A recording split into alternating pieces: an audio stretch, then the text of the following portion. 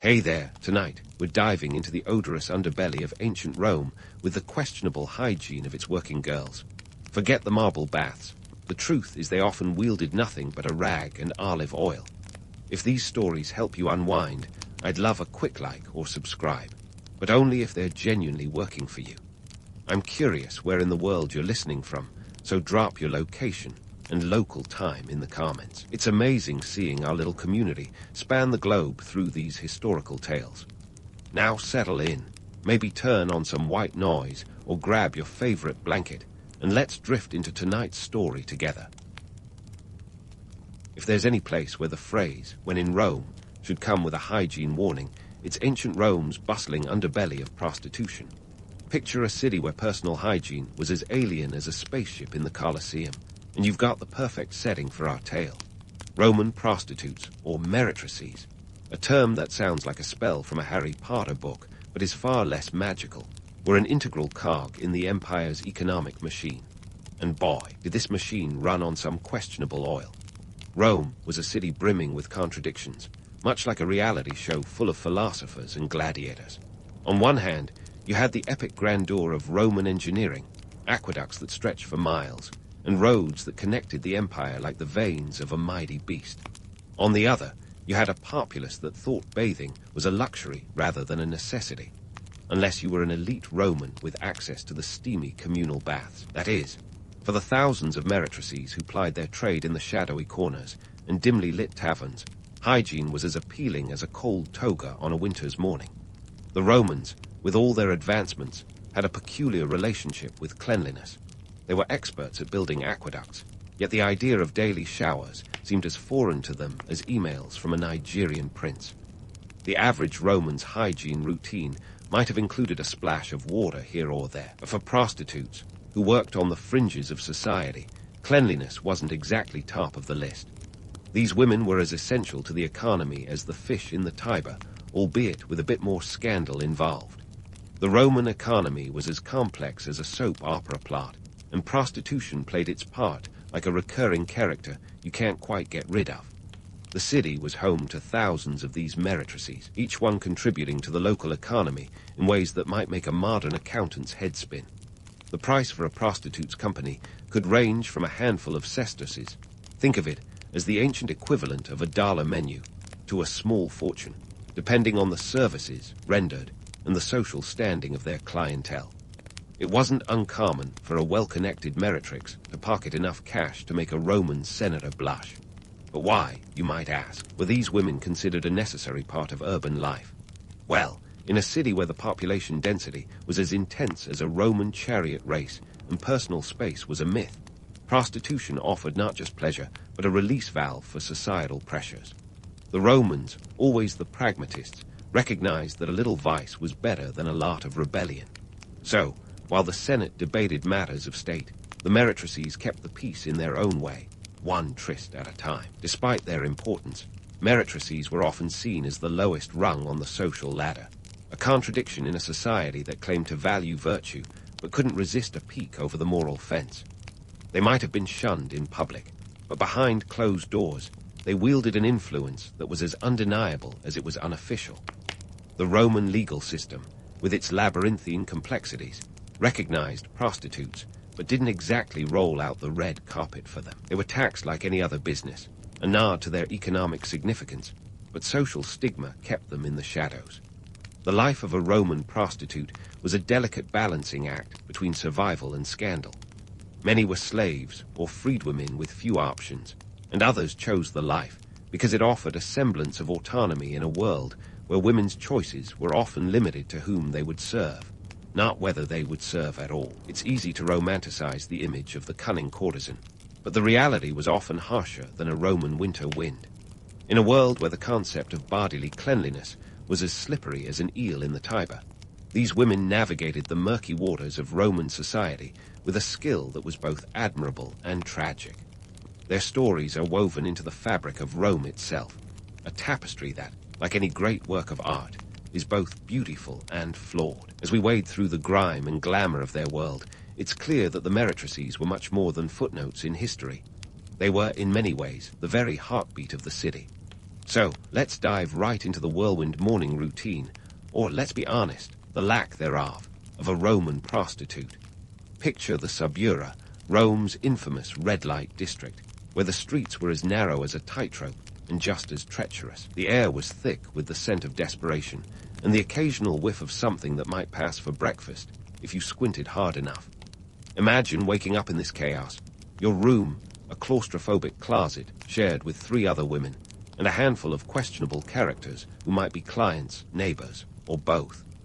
The idea of a leisurely morning routine is about as realistic as expecting a toga to double as a flotation device. The day started not with a refreshing shower or a luxurious soak, but with a splash of whatever water could be scrounged up, likely lukewarm and tepid, just enough to wipe away the visible grime, but doing nothing for the invisible kind.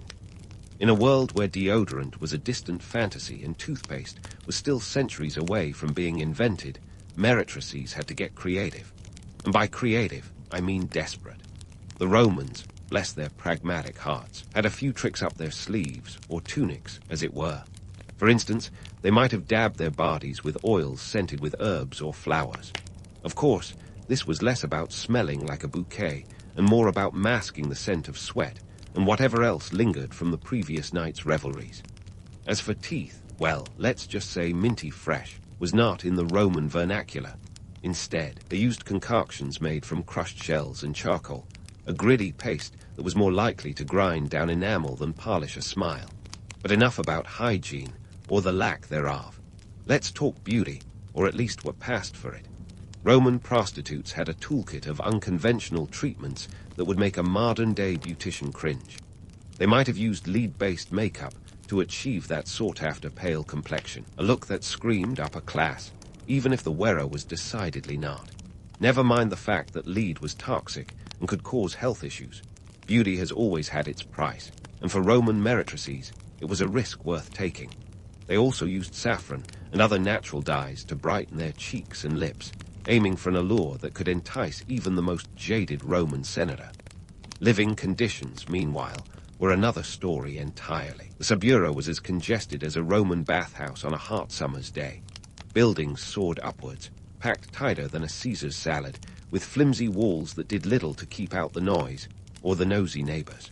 Rooms were tiny, often windowless, and shared by multiple people. Privacy was a luxury, not a given, and the line between personal and public life was blurrier than a fresco with a bad restoration job. Economically speaking, Subura was a microcosm of Rome's class disparities. The wealthy might have passed through, slumming it for a thrill, but they always retreated to their lavish villas, leaving behind the grit and grime. For the meretrices, however, the Subura was home. This district, with its labyrinth of alleys and cramped quarters, was where they lived, worked, and if they were lucky, carved out a modicum of autonomy. The rent was cheap, or as cheap as anything could be in a city where the economy was as unpredictable as a Roman god's favor. But let's not overlook the appeal of the Subura. This was a place alive with energy, where stories unfolded with the drama of a Greek tragedy and the humor of a farce. For all its faults, the district offered a sense of community, however flawed.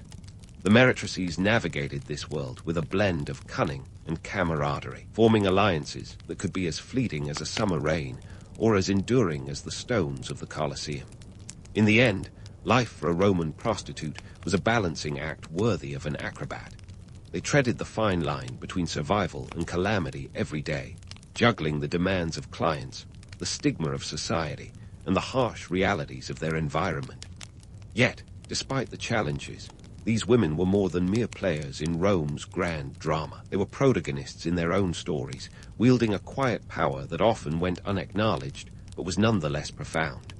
As we continue to unravel their tales, remember that the meretrices were not just footnotes in history books.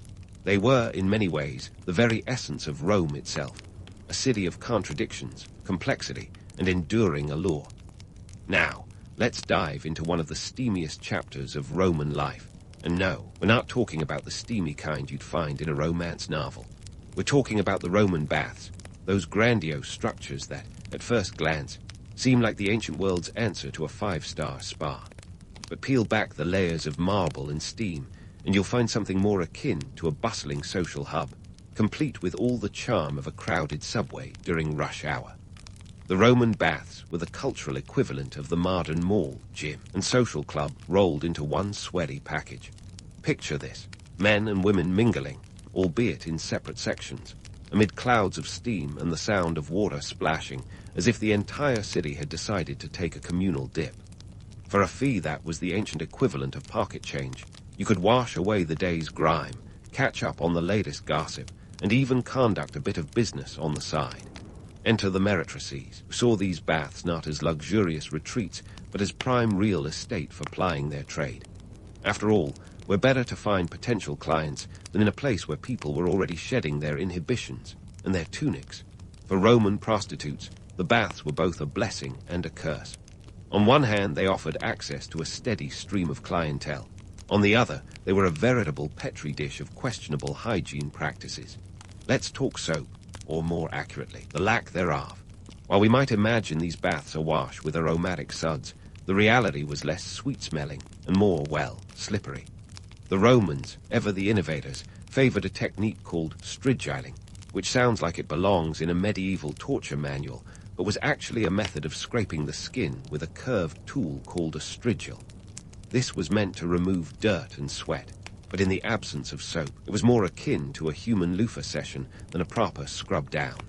The irony: the Roman Empire, with its vast trade networks and exotic imports, somehow managed to overlook the invention of soap.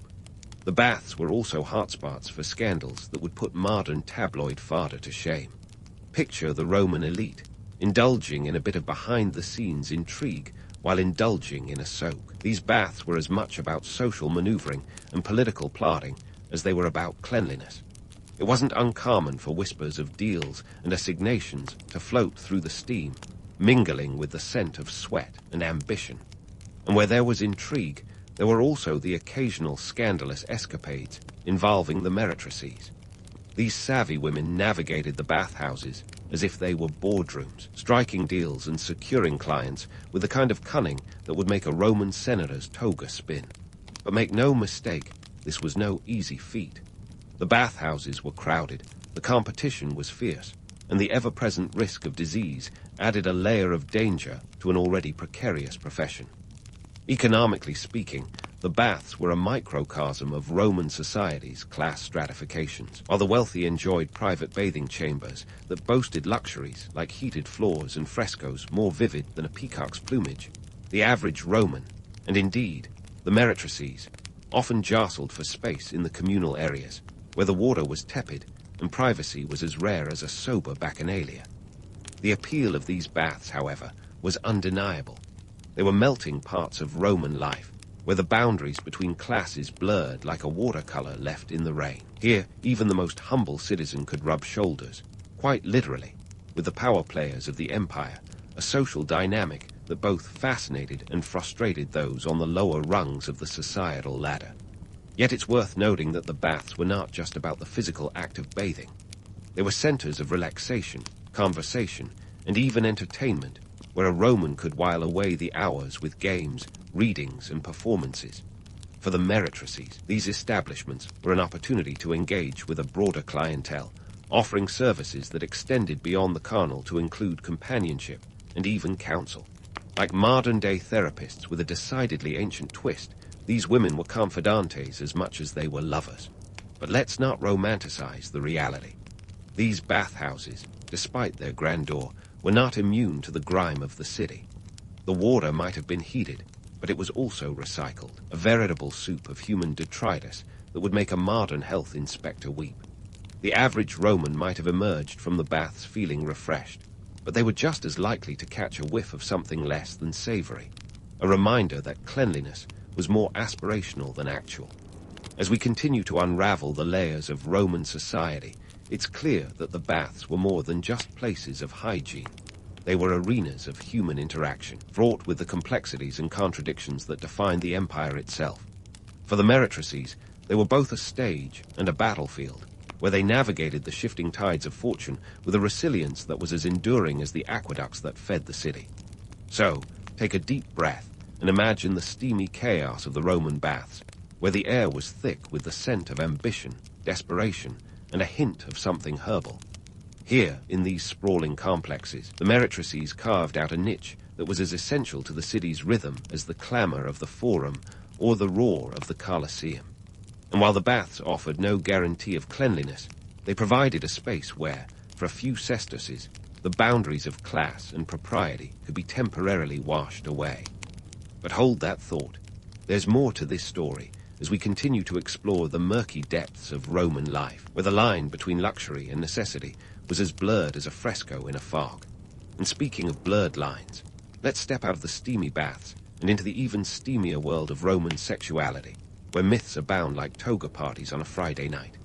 If your idea of Roman debauchery is fueled by toga-clad orgies and bacchanalian revelries, you're not entirely wrong, but the reality is more complex and nuanced than a Hollywood epic would have you believe. For one, the Romans were nothing if not a society of contradictions, especially when it came to sex and morality. Let's debunk a few misconceptions, starting with the notion that Roman society was a free-for-all of carnal indulgence.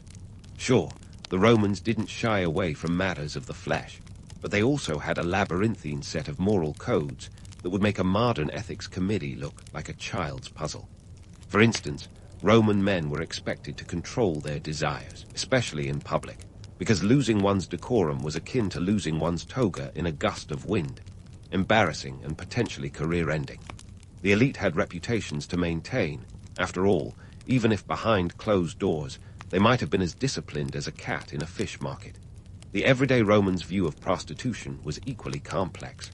Prostitutes, or meretrices, were seen as both essential and scandalous, a bit like fast food in a health-obsessed world. They were the necessary others, providing services that were publicly shunned, yet privately sought after. Roman law, ever the bureaucratic beast, attempted to regulate this trade with all the efficiency of a chariot with square wheels. Laws were enacted to tax these women, recognizing their economic significance, yet these same laws did little to protect them, leaving meretrices as exposed as a gladiator without a shield. Public perceptions of prostitutes were as contradictory as a Roman senator's political promises. On one hand, they were vilified in literature and popular rhetoric. Ancient satirists like Juvenal didn't hold back, painting prostitutes as morally bankrupt temptresses leading men astray. Think of them as the Kardashians of their day, minus the Instagram filters. Yet, in reality, many Romans relied on these women not just for pleasure, but for companionship and even social maneuvering. The wealthy and powerful might have shunned them in public, but they certainly weren't above seeking them out when it suited their needs. The graffiti of Pompeii tells its own tale. Scribbled messages of admiration and crude humor reveal a populace that was just as fascinated by sex as any modern audience of reality TV. The writings of historians and poets offer a window into the Roman psyche, revealing a society deeply conflicted about its own morals. Take Ovid, for example, whose Ars Amatoria provided a tongue-in-cheek guide to love and seduction, much to the chagrin of the moralists of his day. This was a world where public virtue was extolled, yet private vice was as common as a Roman hangover. Dichotomy between public disdain and private indulgence was not lost on the Romans themselves, who often engaged in a rhetorical dance of condemnation and complicity. Laws aiming to regulate prostitution often fell flat, their ineffectiveness rivaling that of a Roman guard dog more interested in napping than guarding. The Lex Julia de Adulteris Coercendis, for example, was a set of laws intended to curb adultery, and by extension, the influence of prostitutes, but the implementation was as flawed as a Roman aqueduct with a leak. These laws were more about preserving the facade of public morality than addressing the realities of human behavior. They taxed the meretrices, but offered no protection or legal recourse, leaving these women vulnerable to exploitation and abuse. This legal hypocrisy wasn't lost on the populace, who continued to patronize brothels while publicly condemning them. The Romans, it seems, were adept at compartmentalizing their moral views, much like we compartmentalize our social media profiles today. They might have decried the influence of prostitutes in public, but in private, they were as likely to partake in their services as a senator was to enjoy a fine vintage of Falernian wine.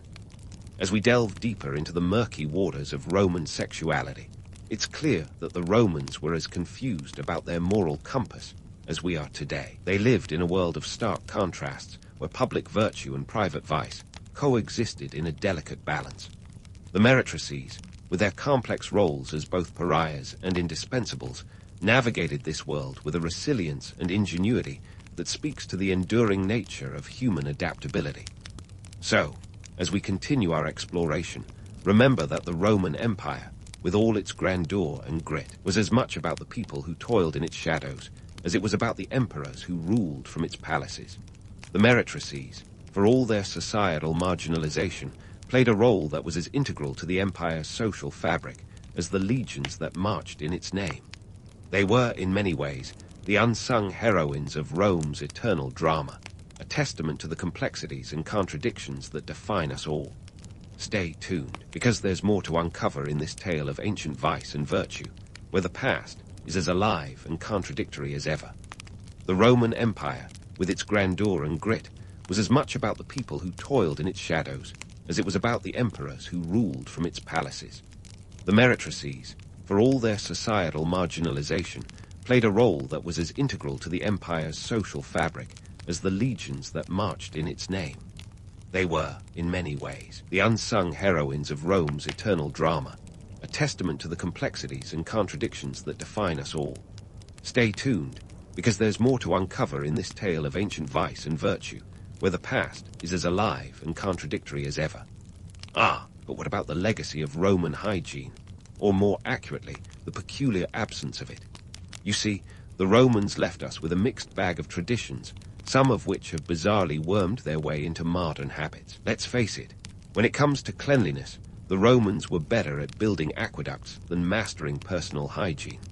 The irony of a society that could channel water across miles of terrain but couldn't muster a decent bar of soap is not lost on us. Consider the communal baths, those social hotspots that were the ancient world's answer to a wellness retreat. They were less about cleanliness and more about community, a place where the idea of washing away the filth was a bit like trying to clean a window with a mud pie. The practice of communal bathing, where privacy was a myth and personal space was as elusive as a Roman triumph without a parade, has survived in surprising forms. Modern spas, with their saunas and steam rooms, echo the ancient Roman baths, though thankfully with better plumbing and hygiene standards. But let's talk about something even more dubious: the Roman fondness for urine as a cleaning agent. That's right, folks. Ancient Romans used fermented urine to whiten their togas. The ammonia in urine was a handy bleaching agent, though I doubt any modern dry cleaner would dare advertise such a service. This practice, thankfully, hasn't persisted unless you're counting certain extreme cleaning hacks on the internet. It's a quirky reminder that human ingenuity sometimes takes a decidedly unappealing turn. Then there's the matter of dental hygiene, or lack thereof. Crushed shells and charcoal might sound like the ingredients of a hipster toothpaste today, but for Romans, they were the best option available. The abrasive paste did more harm than good, grinding down enamel more effectively than a Roman critic's pen on a bad day. Modern dental care has evolved, thankfully, leaving behind the gritty past, but retaining a fascination with natural ingredients, just without the pervasive tooth decay. The Roman obsession with public virtue and private vice has also left its mark. Their contradictory attitudes towards sex and morality have echoes in today's society, where public figures often preach one standard while practicing another. It's a tale as old as time, playing out in tabloids and headlines with the same flair for scandal that would make a Roman poet blush. The meretrices, for all their marginalization, navigated these murky waters with a savvy that still resonates today, as we continue to grapple with the complexities of public perception and private reality. But what about our modern standards of cleanliness?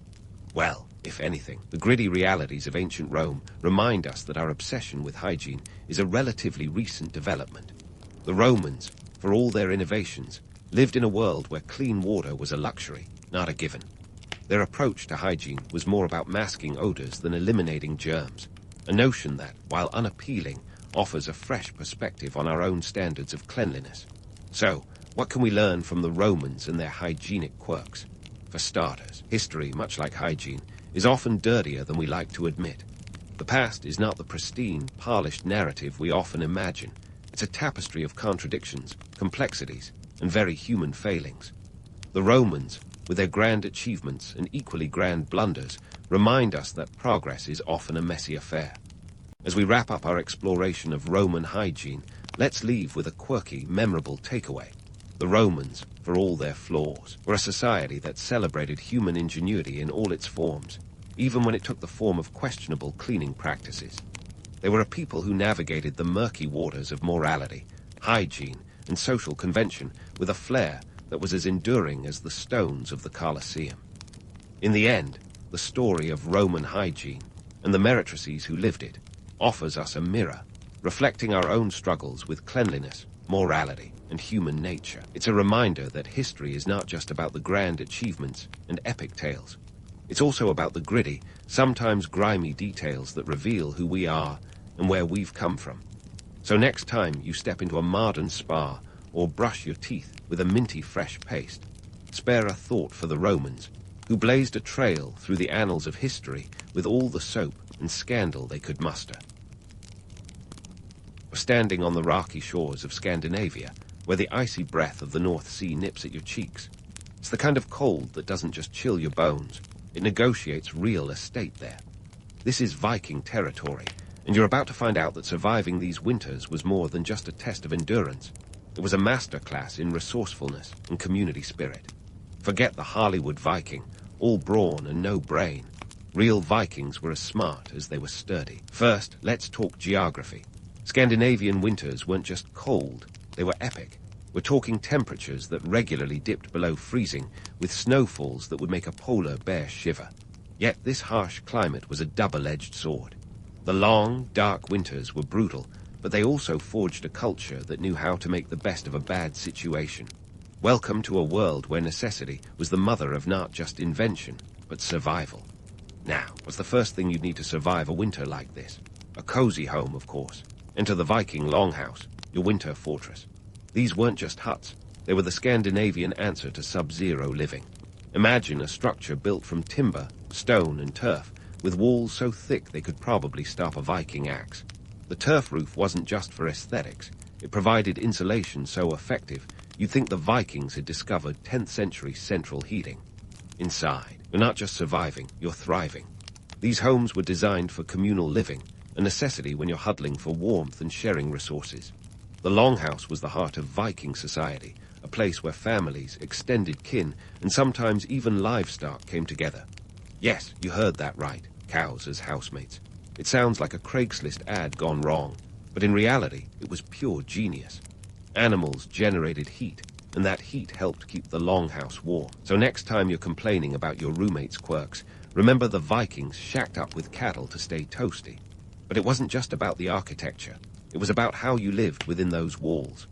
Vikings were all about communal living, and not just because they enjoyed a good saga around the fire. Sharing space meant sharing warmth, food, and resources. It was survival socialism, when every resource was precious. Cooperation wasn't just encouraged, it was essential. This isn't the barbaric free-for-all you might expect. It's a sophisticated social system that ensured everyone got through the winter alive. Let's debunk another myth while we're at it. The idea of Vikings as wild, unkempt barbarians is about as accurate as a blindfolded archer. In reality, they were meticulous planners. They had to be. Winters could last up to 6 months, and the stakes were high. A poorly planned winter could mean the difference between life and death. So, they were as much strategists as they were warriors, stockpiling food and resources like medieval squirrels on a mission. This brings us to the food, because what's a cozy winter without something to snack on? The Vikings were no strangers to a good feast, but they also knew how to ration. They preserved food through fermentation, drying, and smoking, methods that were as clever as they were necessary. Stocking up on dried fish, salted meats, and fermented veggies wasn't just a choice. It was an art form. And let's not forget the mead, because even Vikings needed something to take the chill off a long winter's night. So here's the real story. Vikings weren't just surviving, they were thriving. These weren't just people who endured the cold, they embraced it, building a community and culture that turned the harshest elements into allies. Their ability to adapt and innovate wasn't just impressive, it was essential. They didn't just conquer lands, they conquered winters. And as you stand there, with the winter wind howling outside, you can't help but admire their tenacity. Remember, this was a time when the world was still figuring out how to live in harmony with nature rather than fight against it. The Vikings got it. They understood that surviving was as much about brains as it was about brawn. So next time you're snuggled up in your modern, centrally heated home, spare a thought for the Vikings who did it all with turf, timber, and a touch of genius. Now, let's dive deeper into the Viking pantry, a place where practicality met a surprising flair for variety. If you think the Vikings were surviving on nothing but mead and the occasional leg of lamb, grab your horned helmet and get ready to be amazed. These Norse adventurers had a menu that could rival any farm-to-table restaurant today, albeit with a bit more of an emphasis on, well, survival rather than Michelin stars. First, let's talk about the backbone of their diet. Fish, lots of fish. But not just any fish. Think cod, herring, and salmon, all staples in the Viking diet. The sea was an all-you-can-eat buffet, assuming you could brave the icy waters. But the Vikings didn't just eat these fish fresh. Oh no, they had a whole culinary repertoire dedicated to preserving them. Drying, smoking, and fermenting were the holy trinity of Viking preservation techniques. Imagine racks of drying fish hanging like nature's own wind chimes, swaying gently in the breeze. The process was as much about necessity as it was about flavor, though whether fermented fish sounds appetizing to modern palates is another question entirely. When it came to meat, the Vikings weren't slouches either. Pork, beef, yes, even horse meat found a place on the table. And before you raise an eyebrow, remember, Viking winters were not the time to be picky. Smoking and salting were the go-to methods for ensuring these meats could last the long haul through winter. By the time spring rolled around, you might be gnawing on a piece of jerky that was older than some of your livestock. Now, let's debunk the myth that Vikings were all about meat and mead. These folks had a surprisingly green thumb. Barley, oats, and rye were the grains of choice, forming the base of their bread, and most importantly, their beer. Because let's face it, what's a long night in a Scandinavian winter without a little liquid courage? But there were also vegetables, cabbage, onions, and root veggies like turnips and carrots. Sure, these aren't the sexiest vegetables, but they were hardy, just like the Vikings themselves. But what really spices up this culinary picture is the role of trade. The Vikings weren't just raiders. They were traders, and their longships were the Viking version of Amazon Prime. Spices, wine, and exotic goods poured in from far-off lands. Imagine sipping on Byzantine wine or spicing up your stew with black pepper from the east. It was globalization before it had a catchy name. These trade routes were arteries of culture and commerce, with the Viking economy beating at their heart. Economically, the Vikings were the ultimate opportunists. The harsh winters didn't just shape their diet. They dictated their entire economic strategy. You see, when the landscape is covered in snow for half the year, agriculture isn't exactly a booming industry. Instead, the Vikings turned to the seas and their wits. Their famed longships were not just tools of war, but vessels of commerce. They sailed from the British Isles to Byzantium, trading fur, amber, and walrus ivory for silver, silk, and spices. This trade wasn't just about goods. It was about survival. The Vikings understood that in their climate, you couldn't put all your eggs or fish in one basket. Diversification was key, and trade was the insurance policy. It was a sophisticated economy that relied on both local resources and international connections. And speaking of international connections, the Vikings were the original networkers. They established trading posts and settlements across Europe, from Dublin to Kiev, each one a hub in their vast commercial web. Socially, the long winter months fostered a culture of cooperation and interdependence. In a society where your next meal might depend on your neighbor's fishing haul or your ability to preserve last summer's harvest, community was everything. It was a world where the social contract was as binding as any legal document. This wasn't just about getting through the winter. It was about ensuring the survival of the community as a whole. A Viking winter was a communal affair, where everyone had a role to play and a stake in the outcome. So, while the romantic image of the lone Viking warrior storming foreign shores might be appealing, the reality was far more complex, and dare I say, more impressive. These were people who mastered the art of survival, not just through strength and raids, but through strategy, trade, and a deep understanding of their environment. They were both conquerors and conservers, pillaging when necessary, but also preserving, trading, and innovating. And in this intricate dance of economics and survival, the Vikings didn't just endure the winter, they thrived in it. As we wrap up this culinary and economic exploration, keep this in mind. When you're next complaining about the winter chill and the lack of variety in your pantry, remember the Vikings. They faced a world of ice and snow with a hearty meal and a network of trade that spanned continents. They didn't just survive. They turned the harshest conditions into a testament to their ingenuity and resilience. Now that's something to raise a horn of mead to.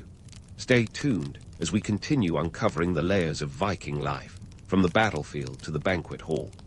All right, we've dissected the Viking diet, marveled at their trade savvy, and now let's turn our gaze to something equally crucial when you're staring down a Nordic winter, the fashion, or should I say, the survival gear.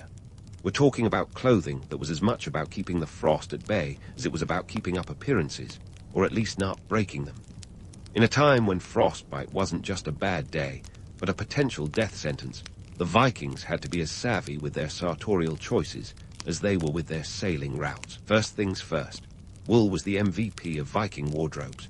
Before you scoff, remember, this wasn't your grandma's itchy sweater. We're talking about thick, tightly woven woolen tunics that were the medieval version of thermal wear. These were layered over long-sleeved shirts and trousers, with the whole ensemble designed to trap heat like a well-insulated thermos.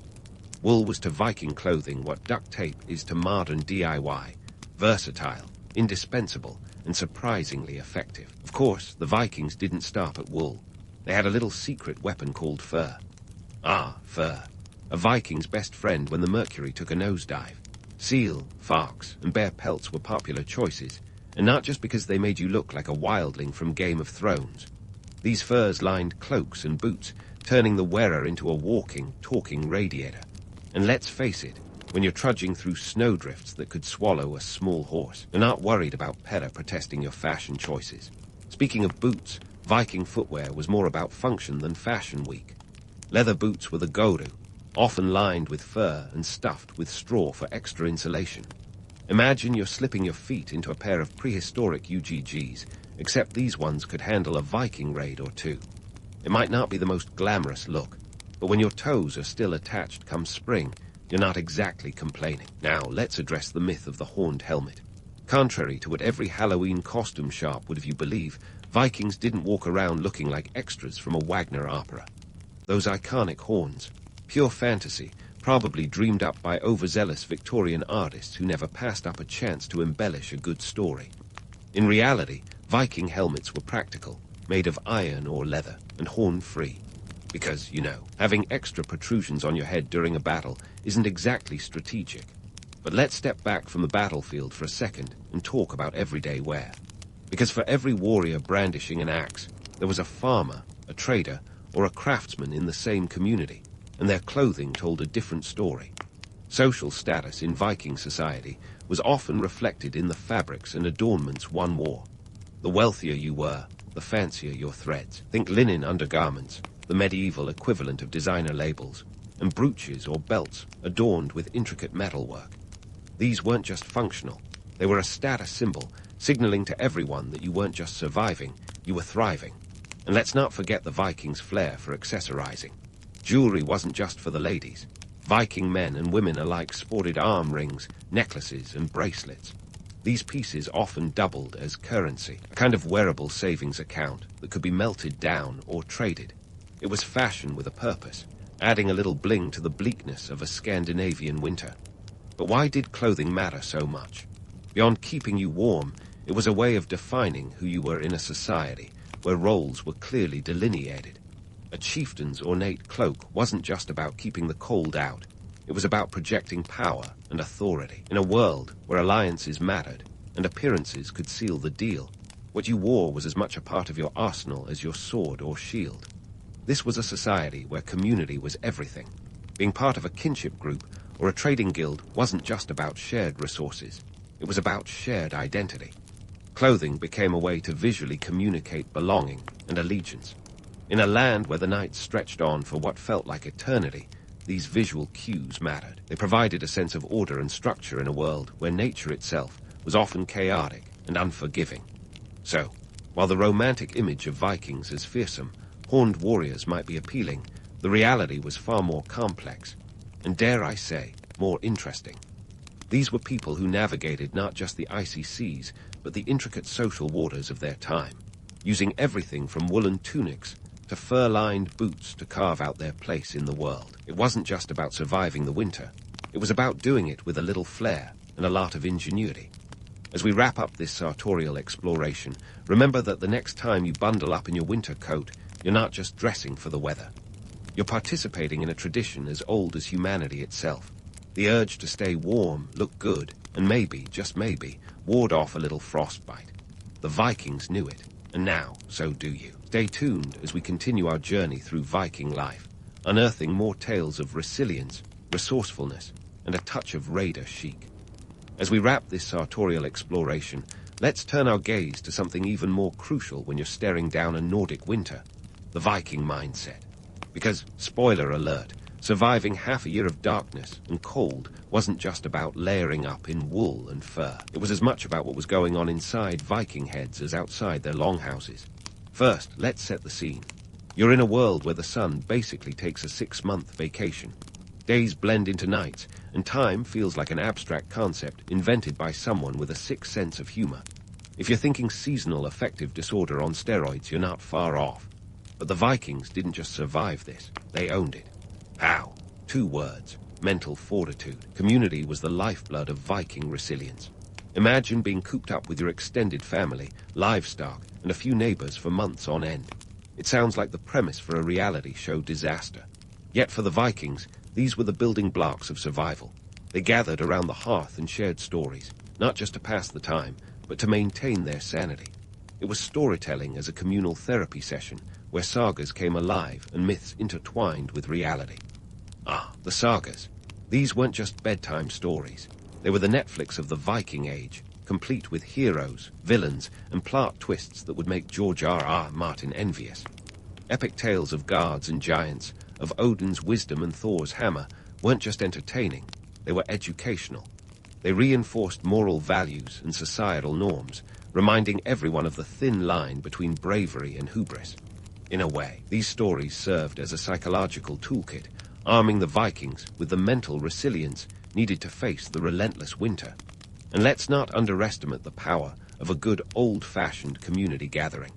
Think of it as the Viking equivalent of a neighborhood potluck, minus the quinoa salad.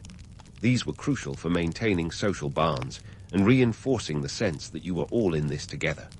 It was a time to share resources, gossip, and, importantly, mead the liquid courage that warmed both bodies and spirits. Because let's face it, a little alcohol goes a long way when you're trying to forget that it's been dark for 18 hours and counting. Now, Norse mythology wasn't just about entertainment, it was a moral compass. Take the tale of Loki, the trickster god, whose antics ranged from hilarious to downright dangerous. He was a constant reminder of the chaos lurking beneath the surface of everyday life. In a society where order was often dictated by the whims of nature, these myths provided a framework for understanding and navigating the unpredictable. They offered lessons in humility, courage, and the importance of keeping your wits about you. Because if the gods could be capricious, so could the weather. But here's where the myth-busting comes in. While the romantic image of Vikings as stoic, unflappable warriors is appealing, the reality was more nuanced. Psychological resilience didn't come naturally, it was cultivated. The Vikings had to work at it, just like everyone else. They faced fears, doubts, and the occasional existential crisis. What set them apart was their ability to channel these emotions into something productive, whether it was crafting a new saga, planning the next trading voyage, or simply getting through another long winter's night. And let's not forget the role of humor. Yes, humor, dark, wry, and often irreverent, was an essential component of Viking resilience. When life hands you a seemingly endless winter, sometimes all you can do is laugh at the absurdity of it all. The sagas are rife with moments of levity, where even the gods themselves aren't above a bit of self-deprecation.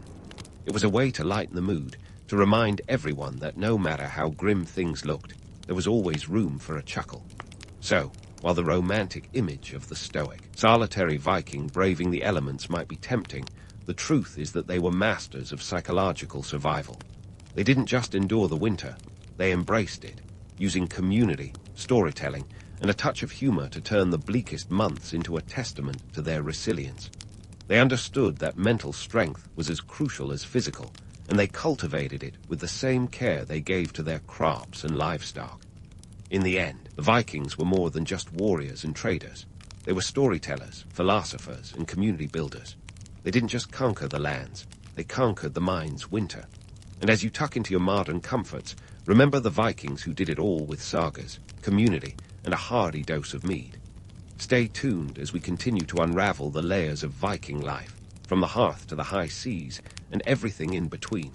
So, as we unravel the layers of Viking culture, we find that their legacy is not just a tale of swords and sagas, but a manual for surviving the harshest conditions, one that's echoed through the ages.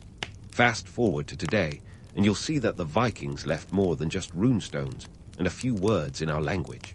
Their influence seeps into our everyday lives, sometimes in ways we might not even recognize.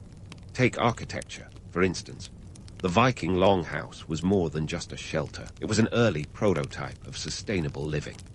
These structures were marvels of resource efficiency, using local materials like timber and sod to create homes that were snug as a bug in a rug, even when that rug was covered in snow. Modern eco-homes, with their green roofs and energy-efficient designs, owe a nod to those ancient Scandinavians who knew how to make a house a home in the iciest of environments. You could argue that the Vikings were the original green architects, long before it was trendy. And then there's Hygge, that Danish concept of cozy contentment that's taken the world by storm. Light a candle, pour a warm drink, and you've got yourself a Hygge evening right. But here's the twist. The origins of Hygge can be traced back to the communal warmth of Viking longhouses, where people gathered around the fire, sharing stories and mead as the wind howled outside. It was less about aesthetic Instagram posts and more about survival, but the essence remains the same.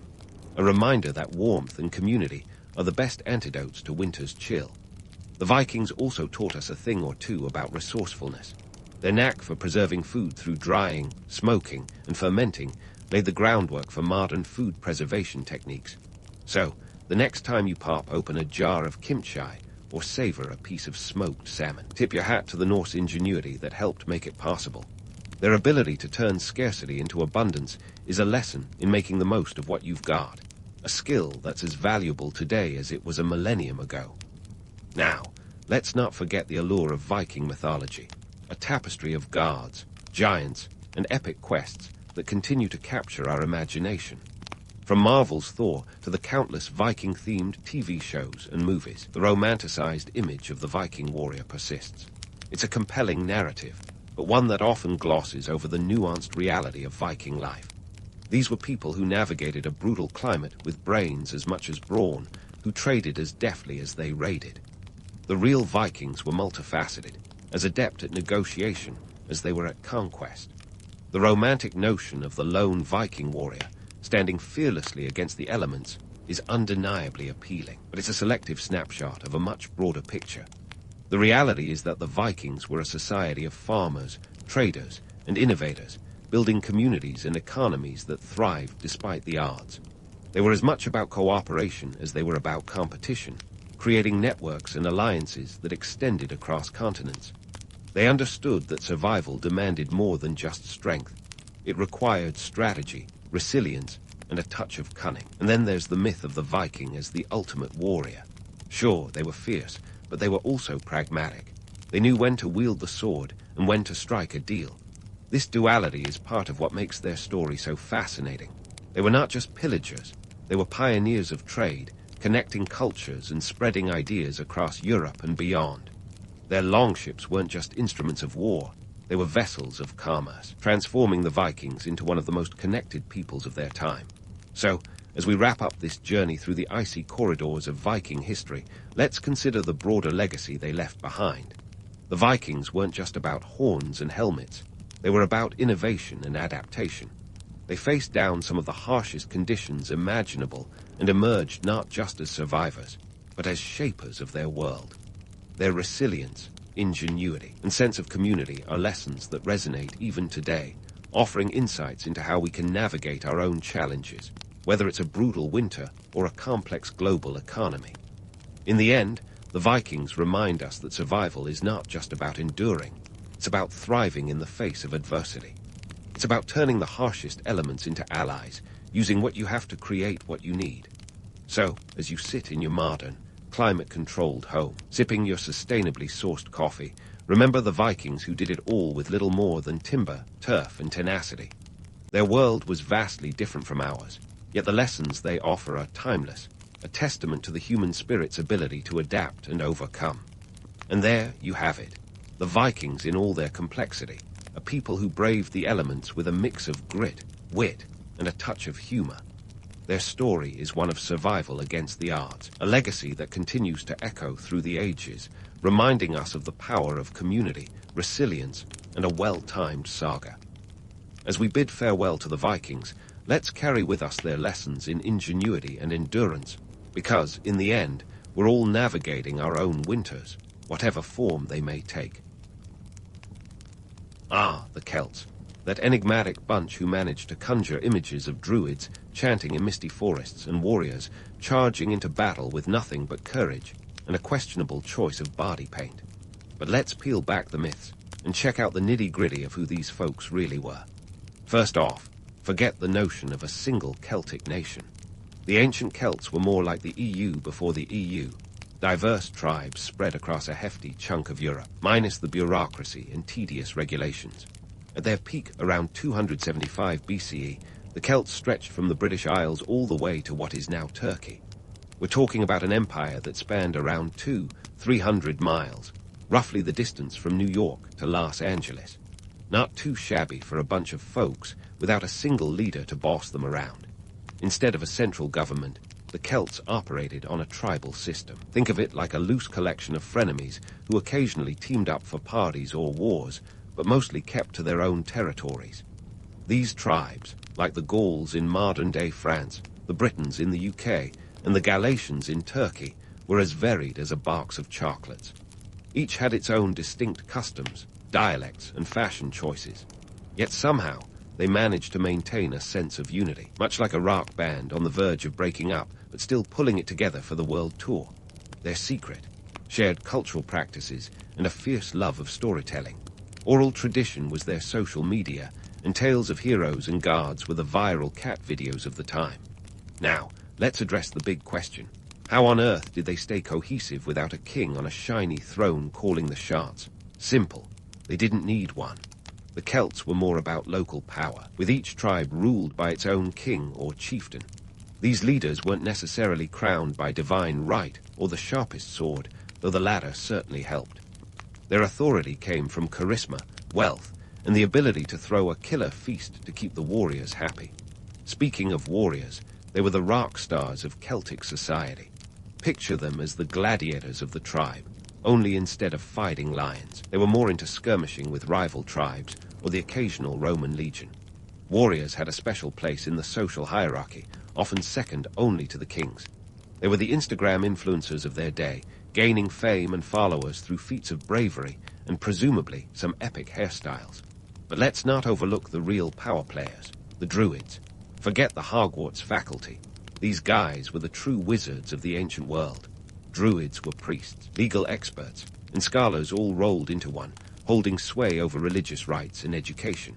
In a society where riding was about as common as a unicorn sighting, druids were the keepers of knowledge, memorizing vast amounts of lore and lore. Talk about a mental workout. Then there were the common folk, the farmers, craftsmen, and traders who kept the whole show running. While not as glamorous as the warrior class, they were the backbone of Celtic society. Their everyday lives were filled with the usual, tending to crops, raising livestock, and occasionally participating in a community bash that might involve a bit too much mead. So, there you have it, the Celts in a nutshell. A patchwork of tribes held together by a love of storytelling, a knack for feasting, and a shared belief in a world brimming with gods and heroes. They didn't need a central government to thrive. They had something arguably more effective, a vibrant culture that was as flexible as it was fierce. And while their society might seem chaotic to us today, in reality, it was a well-oiled machine. A machine that, for hundreds of years, managed to outlast and outwit some of the strongest powers of the ancient world. So next time you think of the Celts, Remember, they were more than just warriors in blue paint. They were pioneers of a decentralized chaos that somehow worked. Now that we've cracked open the Celtic time capsule, let's get our hands dirty with the everyday lives of these folks. And when I say dirty, I mean it, because agriculture was the name of the game, and the Celts played it like champs. Forget the image of noble warriors lounging in mead halls. Most Celts were more concerned with ploughing fields than plundering foes. Their agricultural prowess wasn't just a side gig. It was the heart and soul of their economy. Picture fields of wheat, barley, rye, and oats stretching out as far as the eye can see. These crops weren't just for bread and beer, though those were definitely perks. They were the backbone of Celtic life.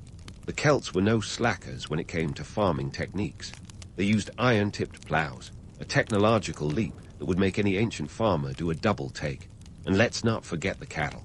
These were not just beefy buddies for pulling plows. They were walking investment portfolios. Cows were currency, status symbols, and sometimes the cause of a good old-fashioned tribal feud. Owning a herd of cattle was akin to having a diversified stock portfolio today, minus the Wall Street brokers and insider trading. But what about trade, you ask? The Celtic trade networks were like the ancient equivalent of Amazon, but with more charm and fewer delivery drones. We're talking about a barter-based economy where people swapped goods like a medieval Craigslist.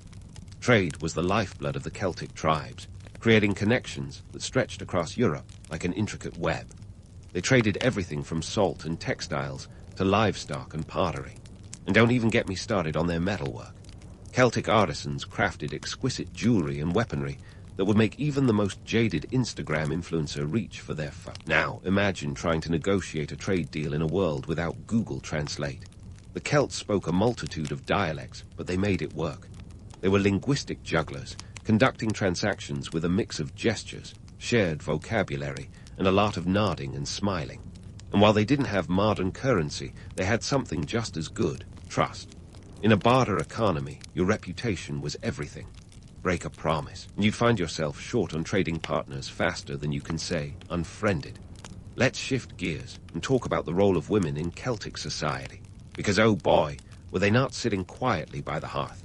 Celtic women were formidable players in their social game, and they had more rights than you'd expect from an ancient society.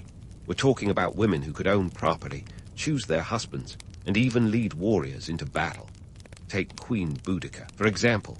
She was like the Joan of Arc of her time, leading a revolt against the Romans that would make any rebel proud. Women also had a say in the domestic sphere, managing households with a shrewdness that would impress any modern CEO. They were farmers, artisans, and traders in their own right, not just auxiliary characters in a male-dominated script. This level of gender equality might surprise those who assume ancient cultures were all about the patriarchy.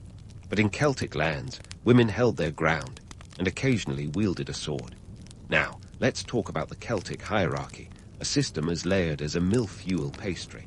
At the top, you had the chieftains and kings, those charismatic leaders who could rally a tribe with a rousing speech or a well-timed feast. Below them were the warriors, the rock stars we mentioned before, followed by the skilled craftsmen and traders. The farmers and laborers, while essential, were further down the pecking order. Yet, in this society, everyone played a crucial role, like pieces in a well-crafted mosaic. Their social structure was less about rigid class boundaries and more about fluid roles that could shift with skill and luck. The Celts valued ability and charisma over birthright, a refreshing take in a world where lineage often dictated your entire life path. It was a society where you could rise through the ranks if you had the smarts or the swordsmanship to do it. In this barter-based economy, wealth wasn't measured by a number in a bank account, but by tangible assets. Cattle, land, and craftsmanship were the currencies of the day. It's a far cry from today's digital transactions, where fortunes are made and lost with the click of a mouse. The Celts, with their focus on tangible goods, might chuckle at our modern obsession with virtual wealth. They understood that real value came from what you could hold in your hands, or trade for a better deal. So, as we peel back the layers of Celtic life, we find a society that's as complex as it is fascinating. A world where agriculture was king, trade was queen, and everyone had a role to play. Whether it was through farming, crafting, or trading, the Celts built a society that thrived on cooperation, and shared goals. And while their economy might seem quaint by today's standards, it was a system that worked for them, shaping a culture that was as resilient as it was dynamic. As we wrap up this chapter of Celtic history, remember that there's more to come. The Celts were a people of paradoxes, blending fierce independence with a love for community.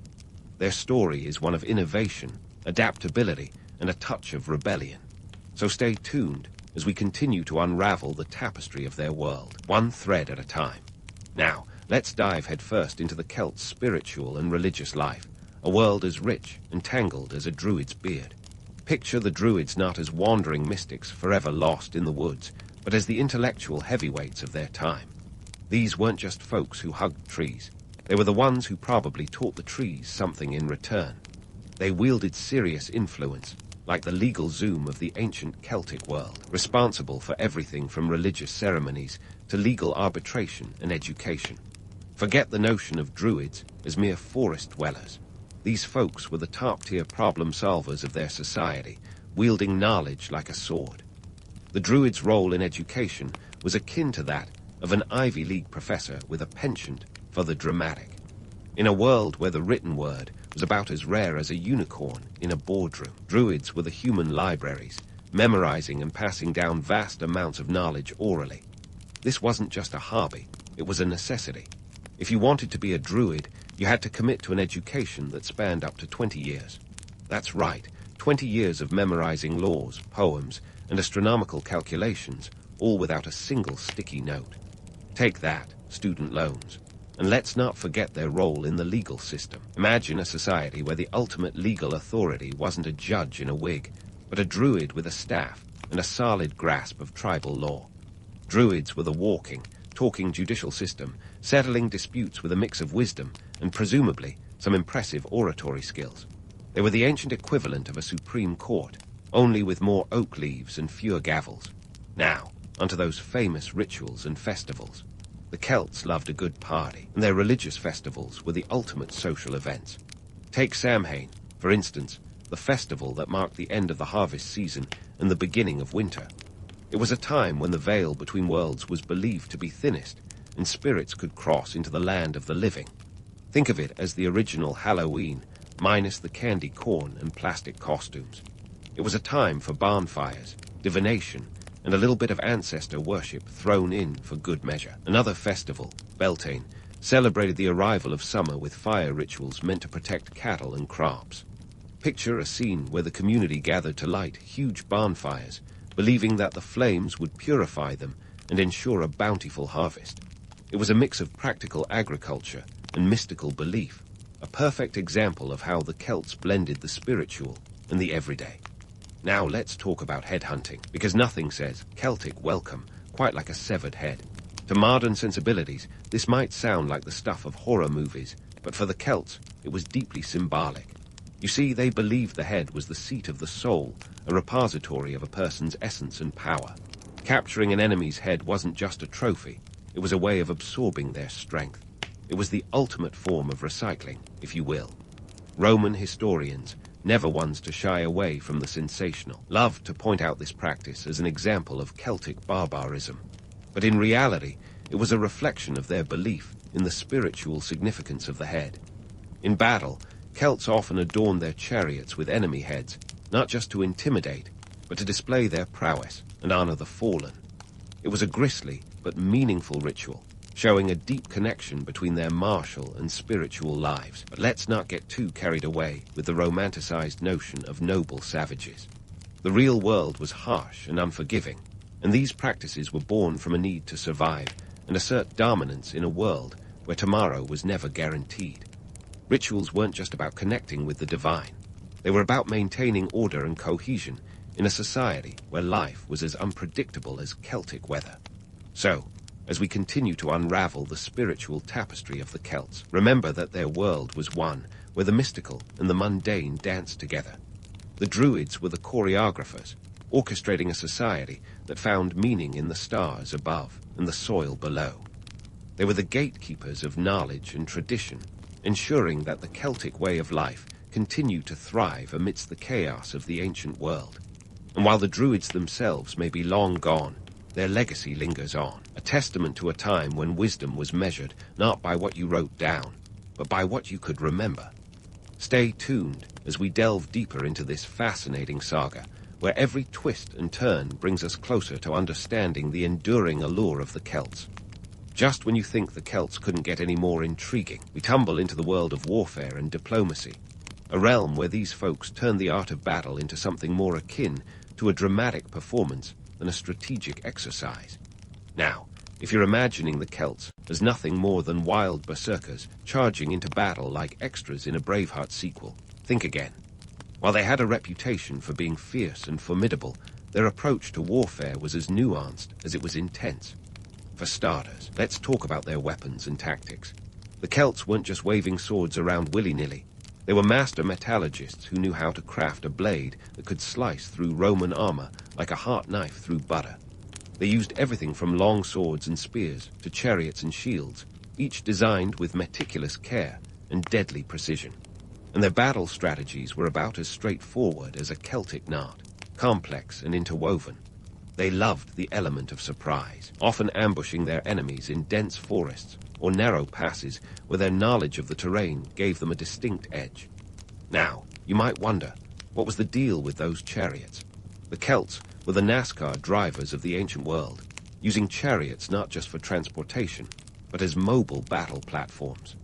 Julius Caesar himself noted their skill in his commentaries, describing how they could launch themselves from these war machines with the agility of a cat. Picture a scene where a Celtic warrior rides at full speed, leaps from his chariot, hurls a spear, and lands back on deck, all without breaking a sweat.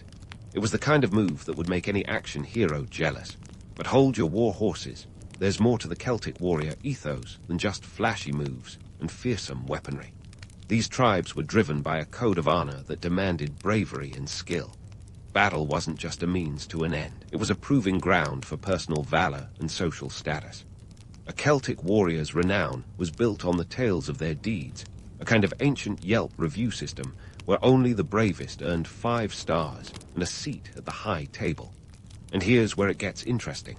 While their fierceness was undoubtedly an asset, it also came with its own set of complications. The Celts' penchant for individual heroics sometimes clashed with the discipline and organization seen in their adversaries, particularly the Romans. The Romans, with their legions of well-drilled soldiers, could exploit the sometimes chaotic nature of Celtic warfare. This tension between individual valor and collective strategy was a bit like watching an underdog sports team with a star player. Sometimes they dazzled, and sometimes they faltered. Speaking of Romans, let's get into one of history's most intricate relationships since Ross and Rachel. The Celts' interactions with Rome were a mix of admiration, fear, and occasional headbutting, literally and figuratively. Roman chroniclers like Tacitus and Livy painted the Celts as both noble savages and formidable foes. The Romans were awestruck by the Celts' bravery and craftsmanship, but were also keenly aware of the threat they posed. When you have a neighbor who hosts wild parties and occasionally raids your pantry, it's hard not to have mixed feelings. Now, let's talk tactics, because Celtic warfare wasn't all chaos and charisma. They employed strategies that would make Machiavelli nod in approval. One of their favorite tricks was to use diplomacy as a weapon.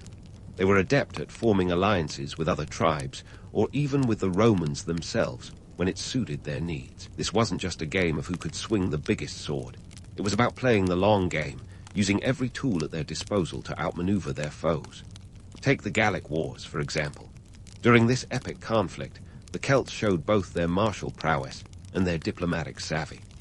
Vercingetorix, a chieftain of the Arverni tribe, united several Gallic tribes against Caesar in what can only be described as a heroic, if ultimately doomed, attempt to kick Roman boots out of their lands.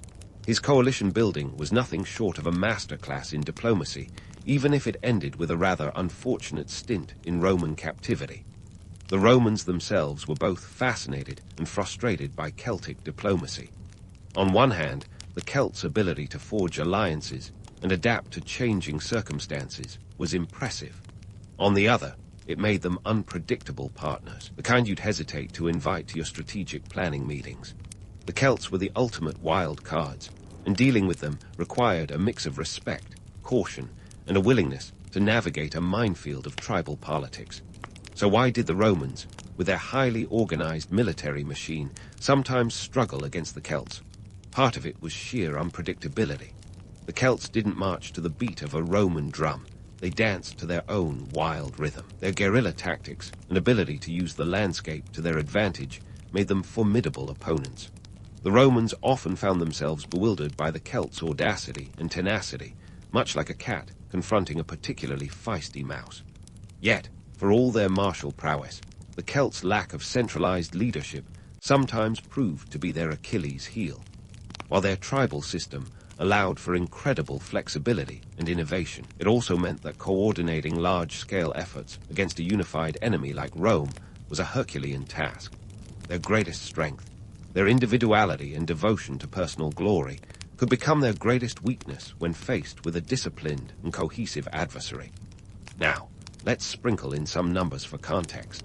During Caesar's Gallic Wars, which raged from 58 to 50 BCE, the Celts fielded armies that numbered in the tens of thousands. At the Battle of Alesia in 52 BCE, for instance, Vercingetorix's forces were bolstered by reinforcements that swelled their ranks to an estimated 80,000.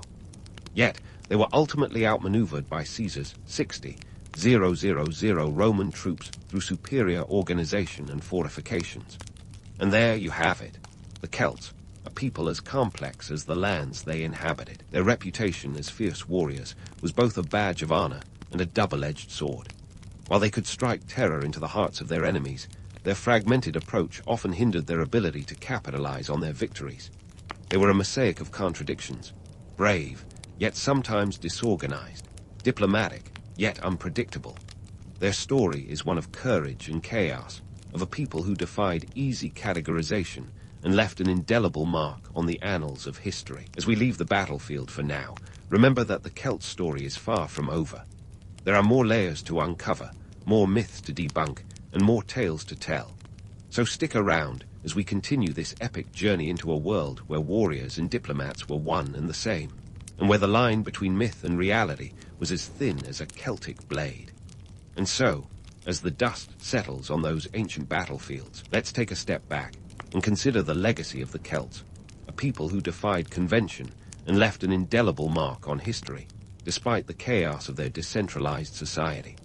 Picture a civilization that spanned continents, yet thrived without the autocratic oversight that might make modern bureaucrats break out in hives. The Celts embraced a fluid social structure, proving that sometimes a little chaos can be the secret sauce in the recipe of resilience. Their impact on European culture is as understated as a druid's robe, yet it's woven into the very fabric of our modern world. Take language, for instance. The Celtic tongues, though many have faded into the ether, left a lasting imprint on the evolution of European languages.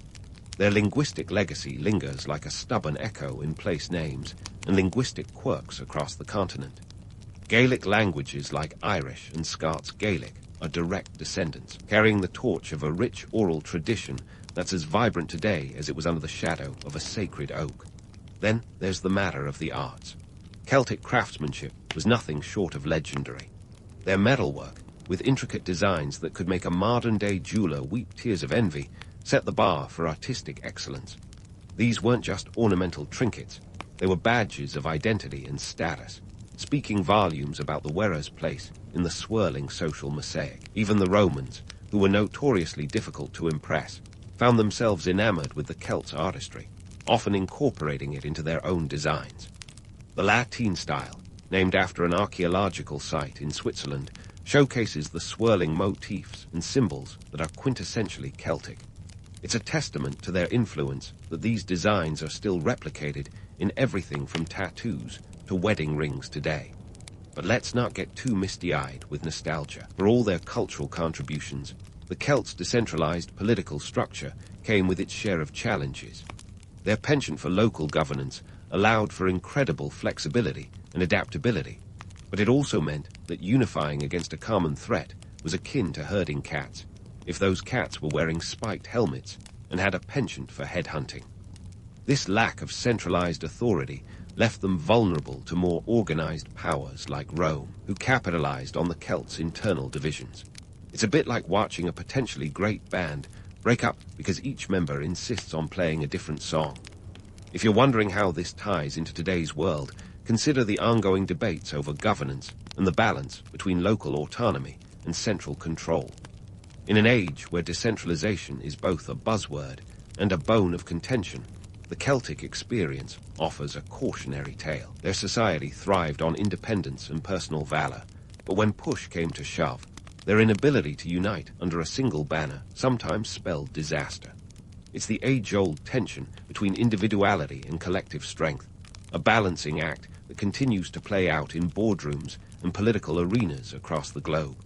And let's not forget the myths that have clung to the Celts like a particularly persistent burr. The romanticized image of the Celts persists, thanks in no small part to the allure of the mysterious druids and those infamous blue-painted warriors. Popular culture has a way of glossing over the gritty realities, preferring the allure of a bygone era where magic and mystery ruled the day.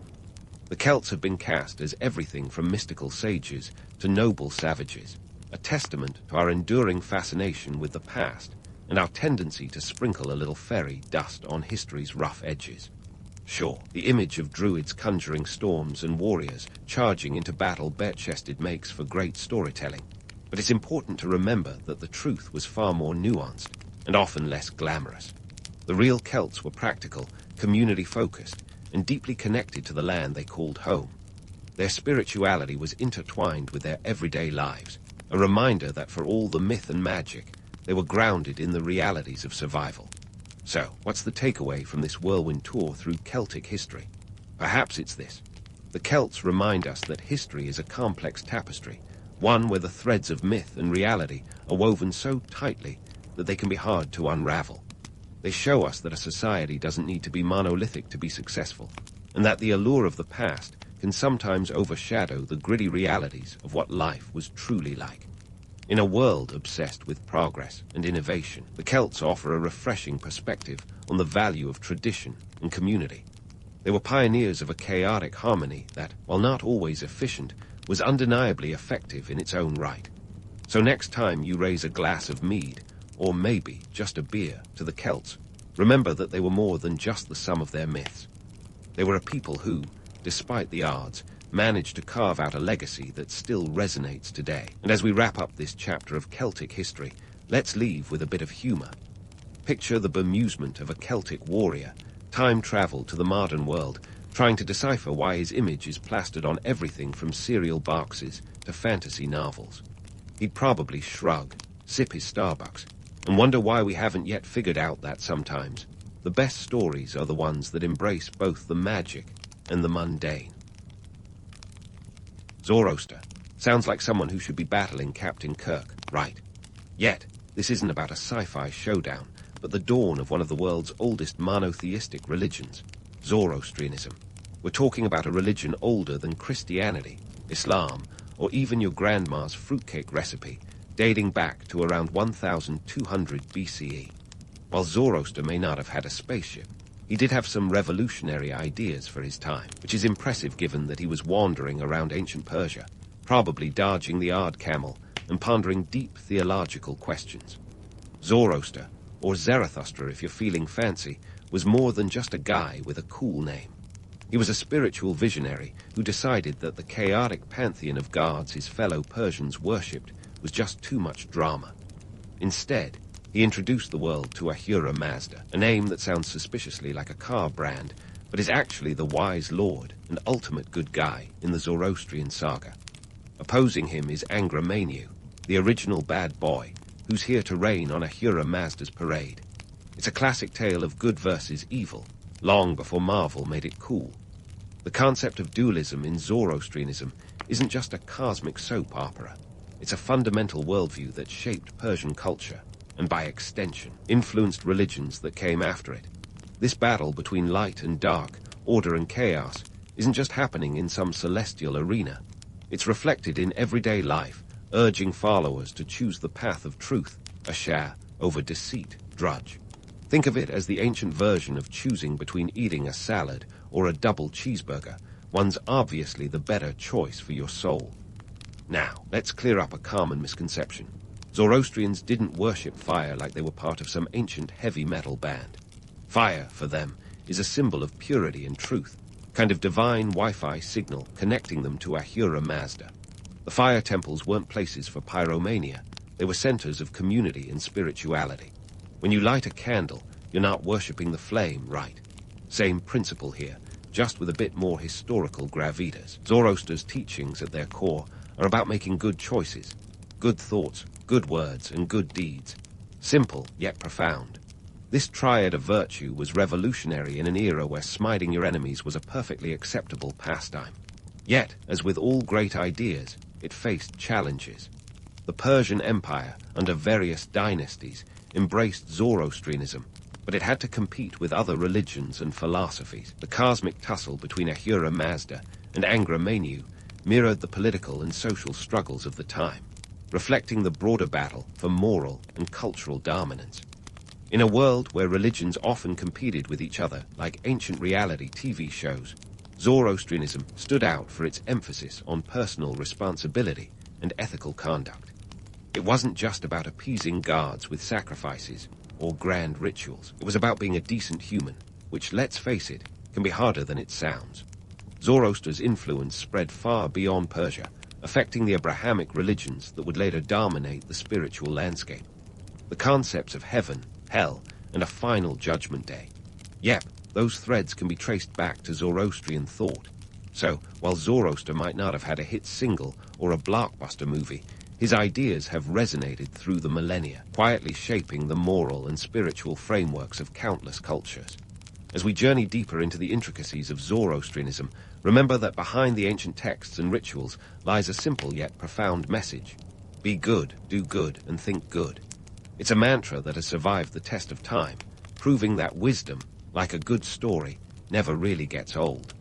Now, let's take a detour down the dusty roads of ancient Persia, where Zoroastrianism didn't just chill in the background like elevator music, but strutted onto the main stage of political theater. Enter the Achaemenid Empire, the Persian powerhouse that stretched from the Balkans to the Indus Valley, practically a continent in its own right. This empire wasn't just about grand palaces and golden goblets. It was about clever kings wielding religion as skillfully as they wielded swords. Meet Cyrus the Great, the empire's founding father, around 600-530 BCE. This guy wasn't called the Great for nothing. He was a master of political finesse, a kind of ancient diplomatic ninja. Cyrus didn't just conquer lands, he won hearts and minds, and Zoroastrianism, it was his secret weapon. Now, don't get me wrong, I'm not saying Cyrus had a Zoroastrian bat signal, but he certainly understood the power of religious legitimacy. By aligning himself with Zoroastrian principles, he wasn't just a king. He was the divinely sanctioned ruler, the earthly embodiment of Ahura Mazda's will. Cyrus's use of Zoroastrianism wasn't about fire temples and rituals. It was about order and truth, the bedrock of governance. The Achaemenid administration was a marvel of ancient bureaucracy, with satraps running provinces like mini-kingdoms, all under the watchful eye of the king. Zoroastrian ethics of Ashar, truth over drudge, deceit, were woven into the fabric of governance. Imagine this, an empire where truth and order weren't just moral ideals but state policy. It was like the original transparency in government campaign, minus the Facebook posts and political ads. But let's not get too starry-eyed here. The Achaemenids weren't some utopian society. They were an empire with all the messiness that entails. Assassination plots were practically a sport in ancient Persia. Cyrus himself met his end in battle, though not from a knife in the back. Yet his legacy of blending Zoroastrian principles with political savvy set the stage for the next big player, Darius I. Darius, ruling from 522-486 BCE, was like the Steve Jobs of the ancient world, innovative, ambitious, and not afraid to make a few enemies.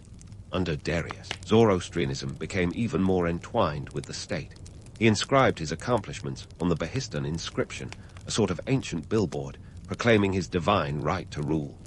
Darius wasn't shy about using religion to bolster his image. He was Ahura Mazda's chosen one, after all. Yet, here's where it gets interesting. Darius didn't just use Zoroastrianism as political fluff. He genuinely believed in its principles. The empire's legal system, infrastructure projects, and economic policies were all influenced by Zoroastrian ethics. Roads were built to connect the empire's far-flung regions, creating a network that would make Roman engineers weep with envy. The Royal Road, stretching over 500 miles, was a testament to this vision of order and connectivity. And let's talk money. The Achaemenid economy was a juggernaut, underpinned by Darius's introduction of the daric, a gold coin that standardized currency across the empire. This wasn't just about making trade easier. It was about creating an economic system that reflected Zoroastrian values of fairness and truth. Sure, the empire collected taxes and tribute, but it also invested in its people and infrastructure, laying the groundwork for prosperity. Now, let's debunk a myth. Zoroastrianism wasn't some monolithic force steamrolling over other beliefs. The Achaemenid Empire was a diverse tapestry of cultures and religions. While Zoroastrianism was the state religion, the Persians were remarkably tolerant of other faiths. This wasn't just out of the goodness of their hearts. It was pragmatic governance. Keep the local population happy, and they'll pay their taxes without a fuss. Under Darius, the empire reached its zenith, a testament to the power of a unified vision grounded in ethical governance. Yet, as with all great stories, there's always a twist. The empire was a patchwork quilt of alliances and rivalries, and not everyone was keen on the Zoroastrian moral code. Assassinations, coups, and rebellions were as much a part of the narrative as grand proclamations of divine right. So, while Zoroastrianism provided a framework for governance and an ethical compass, the reality of empire was far more complex.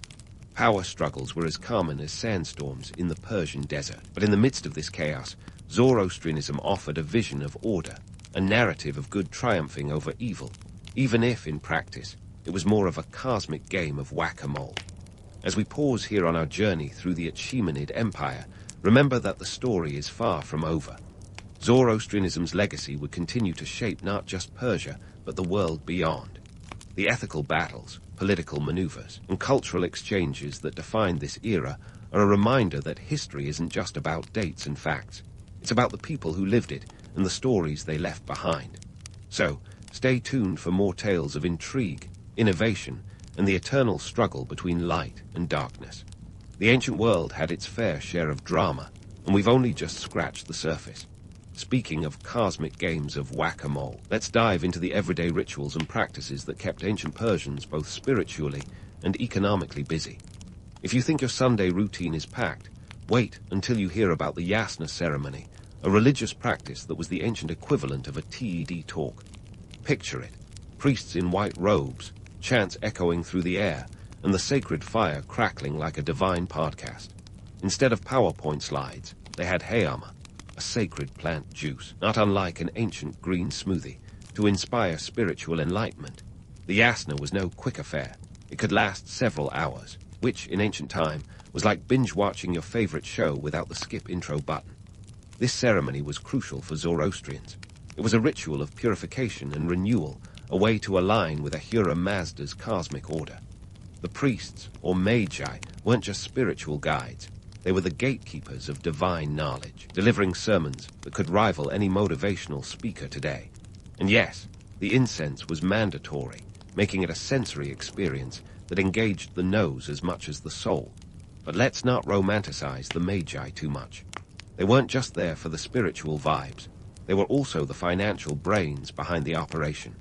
These priests ensured that the temples were not just spiritual havens, but the economic powerhouses of the community. Think of the temples as ancient Wall Streets, where faith and finance went hand in hand. The temples held significant wealth, and the magi were adept at managing these resources, maintaining the economic stability of Zoroastrian society. Now, here's where things get really interesting. If you wanted to get on Ahura Mazda's good side, you couldn't just show up empty-handed. Nope, you needed to bring offerings, and not just any offerings, a goat or several, depending on how much divine favor you were hoping to curry. Goats were the currency of choice, and their sacrifice was a way to demonstrate devotion. This wasn't just about slaughtering livestock willy-nilly. It was a symbolic act, a transaction between the mundane and the divine. Of course, the practical side of these sacrifices was that they helped sustain the temple and its staff. The meat from the offerings was distributed among the priests and the needy, ensuring that the community was fed and that goodwill spread like butter on flatbread. The economics of sacrifice played a critical role in maintaining social order, which was as important as appeasing any deity. The Magi were savvy enough to understand that a well-fed population was a happy one, less likely to question the divine order or the ruling elite. Let's break down the numbers here. In a typical Zoroastrian community, a temple might receive dozens of goats a week, depending on the size of the population and the wealth of its members. This livestock economy created a cycle of giving and receiving that kept both the spiritual and material worlds in balance. The priests, in turn, became influential figures, not just in religious matters, but in political ones as well. They were the mediators between the king and the common folk, the ones who could sway public opinion with a well-timed sermon or a strategic blessing. While the idea of sacrificing animals might seem harsh to our modern sensibilities, it was a practical and symbolic way to maintain the cosmic order. Plus, in a world without refrigeration, fresh meat was a valuable commodity, and the temple's role in distributing it ensured that resources were shared equitably. This was an early form of social welfare, long before the concept of government assistance was even a glimmer in a philosopher's eye. But here's where the myth-busting comes in. The Magi weren't always the benevolent, wise men of legend. Their influence could lead to corruption and power struggles within the religious hierarchy. Temples could become centers of political intrigue, where decisions about who got what weren't always made with pure intentions. The reality was that human nature, with all its flaws and ambitions, played out even within these sacred walls. Power and piety were two sides of the same coin, and the Magi walked a fine line between serving the divine and serving themselves. So as we navigate the complexities of Zoroastrian rituals and the economic realities that underpin them, remember that history is full of contradictions. The allure of the sacred and the allure of power often dance together, creating a narrative that's as captivating as it is complicated. As we continue our journey through the annals of ancient Persia, keep these dualities in mind. The story of Zoroastrianism is far from over, and there are still more layers to uncover in this rich tapestry of faith, finance, and human nature. As we peel back the layers of Zoroastrianism's rich tapestry, the next chapter takes a turn that would make even the most seasoned historians raise an eyebrow. Enter the 7th century, when Zoroastrianism went from the empire's golden child to the awkward middle sibling trying to find its footing under new management. Cue the entrance of Islam, riding in like the new kid in town with all the charisma of a rock star and the disruptive potential of a tech startup. Now, let's get one thing straight. The arrival of Islam wasn't some overnight sensation. This was a gradual shift, like watching a glacier move, albeit with the intensity of a cultural revolution. It all kicked off around 651 CE, when the last Sasanian king, Yazdijerd III, found himself on the losing side of history. The Sasanian Empire, once a beacon of Zoroastrian might, crumbled like a cookie under the weight of Islamic conquest. Talk about a hard landing. With the Islamic Caliphate now holding the reins, Zoroastrians faced a challenge that would test the very core of their identity. Imagine going from being the main act to a sideshow, and you'll get a sense of the existential crisis they were dealing with. Zoroastrians were suddenly like the fax machine in a world of smartphones, still functional, but increasingly out of place. Life under Islamic rule was no picnic in the park for Zoroastrians. They were classified as dhimmis, or protected people, which sounds nicer than it was. This status granted them freedom to practice their religion, but came with a hefty price tag. Enter the jizya, a special tax on non-Muslims, which was like a financial rain cloud, perpetually hovering overhead. The amount varied, but could be a significant burden, particularly for those already struggling to make ends meet. Zoroastrians found themselves navigating a new socio-political landscape, where their fire temples were no longer the powerhouses they once were. Temples that had been bustling centers of community life now faced neglect and decline. The once proud yasna ceremonies began to feel like echoes of a bygone era. In a world where Islam was rapidly becoming the dominant narrative, Zoroastrian rituals struggled to maintain their vibrancy. Yet, here's where the story takes an interesting twist. Despite being outnumbered and outmaneuvered, Zoroastrians didn't just roll over and call it a day. They fought to keep their flame alive, quite literally, as fire temples became clandestine sanctuaries of faith. The priests, or dasters as they were known, became the guardians of tradition, passing down teachings in hushed tones, like a game of spiritual telephone. It's worth noting that Zoroastrianism wasn't entirely snuffed out. It found pockets of resilience, particularly in rural areas where the reach of the caliphate was less pronounced. Here, communities clung to their beliefs with the tenacity of a cat to a sunbeam. The Zoroastrian diaspora, notably in India, also played a crucial role in preserving their heritage. Known as the Parsis, they became the torchbearers of a faith that refused to be extinguished. Economically, the decline of Zoroastrianism mirrored the shifting sands of the time. Once prosperous Zoroastrian merchants and landowners found themselves grappling with new laws and taxes that favored their Muslim counterparts. This wasn't just a loss of wealth, but a blow to the social fabric that had supported Zoroastrian communities for centuries. Yet it's not all doom and gloom. The Zoroastrian spirit proved remarkably adaptable.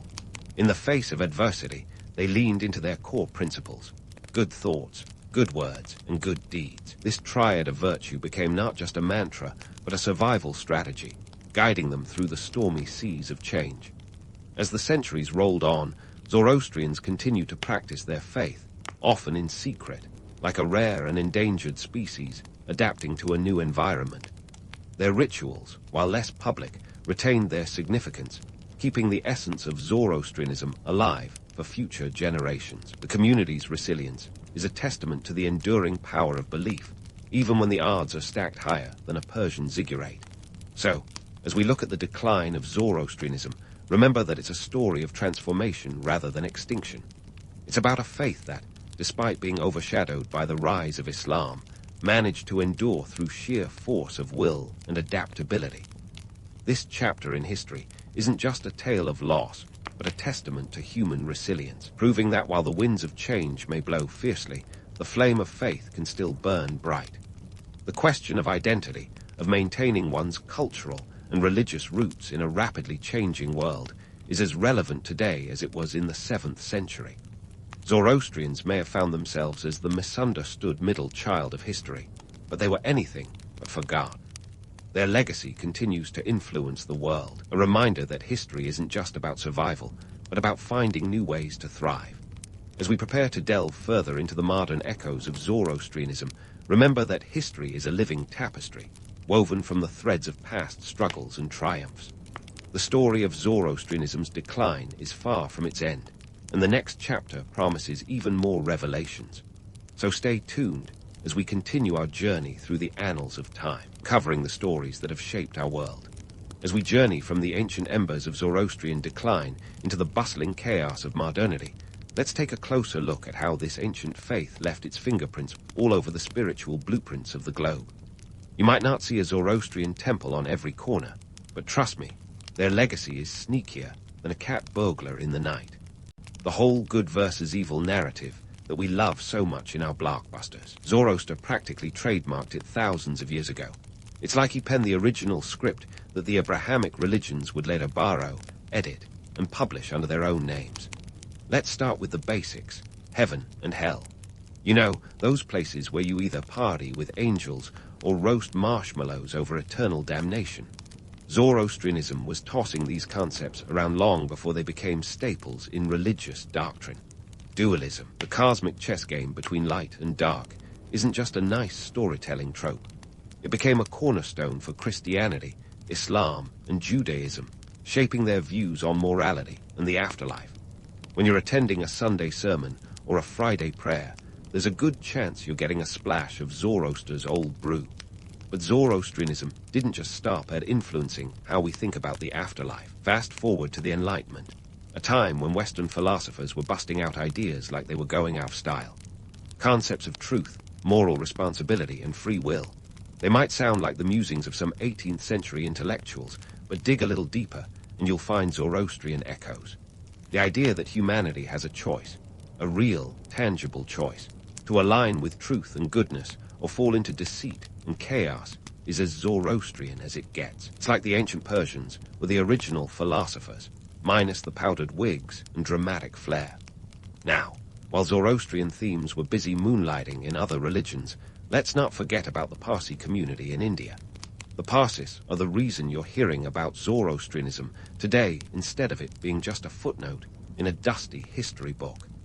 This community of Zoroastrian refugees landed on the western coast of India around the 8th century, making their mark like historical ninjas, quiet, effective, and surprisingly influential. Their journey to India, escaping Islamic persecution in Persia, is like an epic migration tale minus the CGI and Hollywood fanfare. They arrived by boat, and legend has it that their leader asked the local king for asylum by illustrating how they'd integrate into society like sugar dissolving into milk. Smooth talkers, absolutely. Once settled, the Parsis got to work, not just preserving their faith, but thriving in an environment that celebrated diversity. By the 19th century, they were making waves in trade, industry, and philanthropy. The Tartar family, anyone? Yep, they are Parsis. These folks didn't just stop at keeping the flame alive. They turned it into a beacon of cultural influence. If you've ever driven a Tartar car or flown with Air India, tip your hat to the Parsis, the original underdogs who rewrote the narrative. Economically, the Parsis punched way above their weight. By the late 1800, they were industrial titans, banking magnates, and cultural patrons. Their contribution to India's economy was like a booster rocket, propelling the nation into modernization. The Parsi community, though small, numbering around 100,000 in India today, has had an outsized impact, wielding influence with the dexterity of a master chess player. It's like they've been playing the long game, quietly shaping modern India while keeping Zoroaster's teachings alive in their hearts and homes. Now, let's pause for a moment and address the elephant in the room: Zoroastrianism's dwindling numbers. A faith that once boasted millions now has fewer adherents than some YouTube channels have subscribers. But here's the kicker: their cultural and moral influence far outstrips their numerical presence. It's a classic case of quality over quantity, with Zoroastrian principles weaving through the fabric of societies like invisible threads. In today's world, where the struggle between moral clarity and ethical ambiguity plays out like a never-ending Netflix series, Zoroastrianism's core teachings are as relevant as ever. The emphasis on individual choice, on being a beacon of truth in a world awash with shade, is something more people are rediscovering, whether they know it or not. It's the kind of ancient wisdom that feels like it's been hiding in plain sight, just waiting for us to catch up. So, as we wrap up this historical whirlwind, let's take a moment to appreciate the undercurrents of Zoroastrianism that flow through our modern world. This isn't just a tale of an ancient religion, but a testament to the enduring power of ideas. It's about how a handful of teachings from a prophet wandering the Persian steppes have shaped civilizations, influenced religions, and inspired communities to thrive against the odds. The story of Zoroastrianism is a powerful reminder that history is more than just the past. It's an ongoing conversation that echoes in the present and whispers into the future. As you drift off to sleep, let these thoughts settle in. Remember that the legacy of Zoroastrianism is not just in its teachings or temples, but in the choices we make every day. Whether you're deciding between good and evil, or just between salad and that tempting double cheeseburger, know that you're part of a tradition that stretches back thousands of years. It's a legacy that's not just about survival, but about thriving in a world that's as complex and challenging as the one Zoroaster knew. So here's to the ancient wisdom that continues to light our path, one thoughtful choice at a time.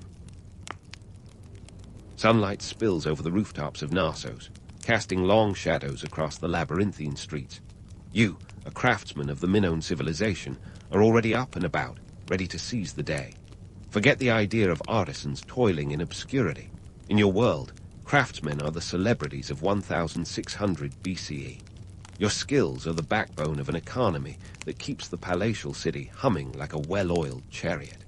As you step out into the bustling streets, the aroma of fresh bread mingles with the salty sea breeze from the nearby port. Knossos isn't just any city, it's the beating heart of Crete, the Minoan powerhouse. With a population pushing past 100,000, it's no sleepy village. This isn't a place where everyone knows your name, but they certainly know your work. Your hands are magic, conjuring objects that are as much a part of daily life as the sunrise. Your destination, the vibrant hub of workshops and markets, where the cacophony of hammers, chisels, and chatter creates a symphony of productivity. Here, craftsmen like you transform raw materials into works of art and functional pieces that fuel the trade networks stretching across the Mediterranean. From pottery to frescoes, every creation tells a story, not just of skill and aesthetics, but of the very survival and prosperity of your people. Now, let's peel back the layers on what it truly means to craft in this ancient world. Sure, being a craftsman might sound romantic, but it's also a grind.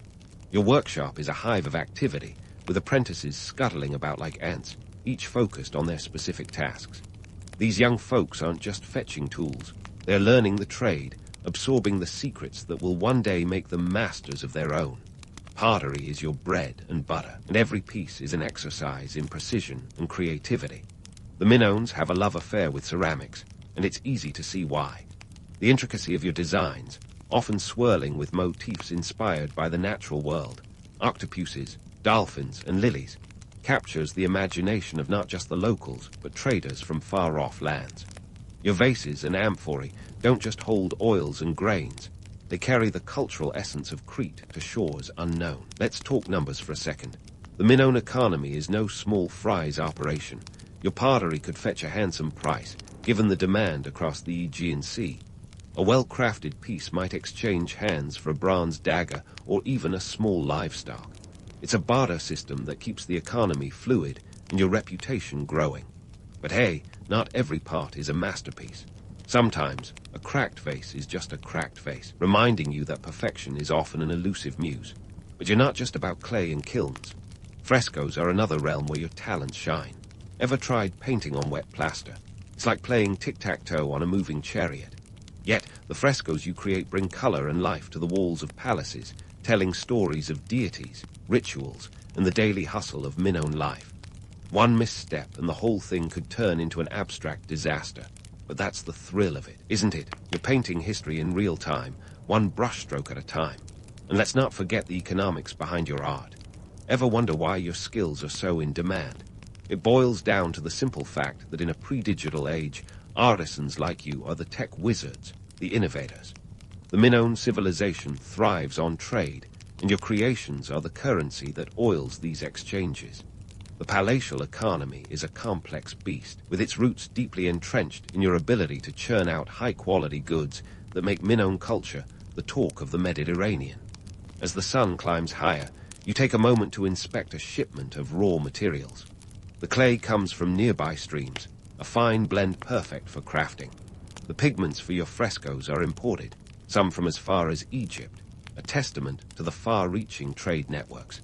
It's a logistical ballet that keeps your workshop supplied, yet another reminder that your role isn't just artistic, it's strategic.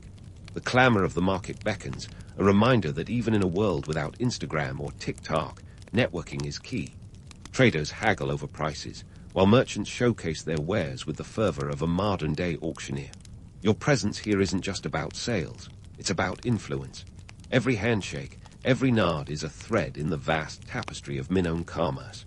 You're not just a craftsman, you're a player in a much larger game. By now, the streets are a hive of activity, filled with the buzz of languages and dialects from across Crete and beyond.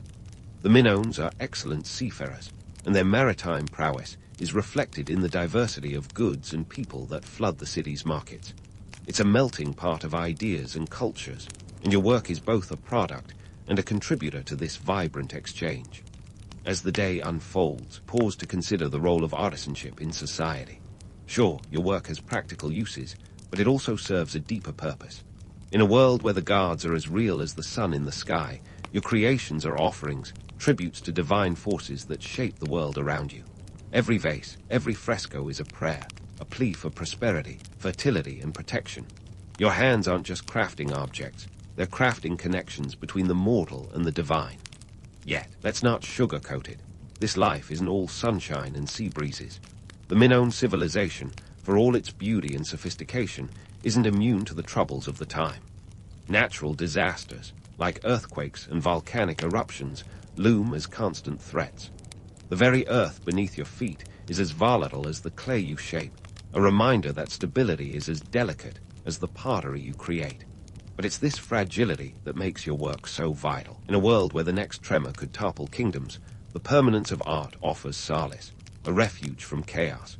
As the sun begins its descent, painting the sky in hues of orange and pink, You start wrapping up your day. The apprentices clean up the workshop, organizing tools and materials for another day of crafting wonders.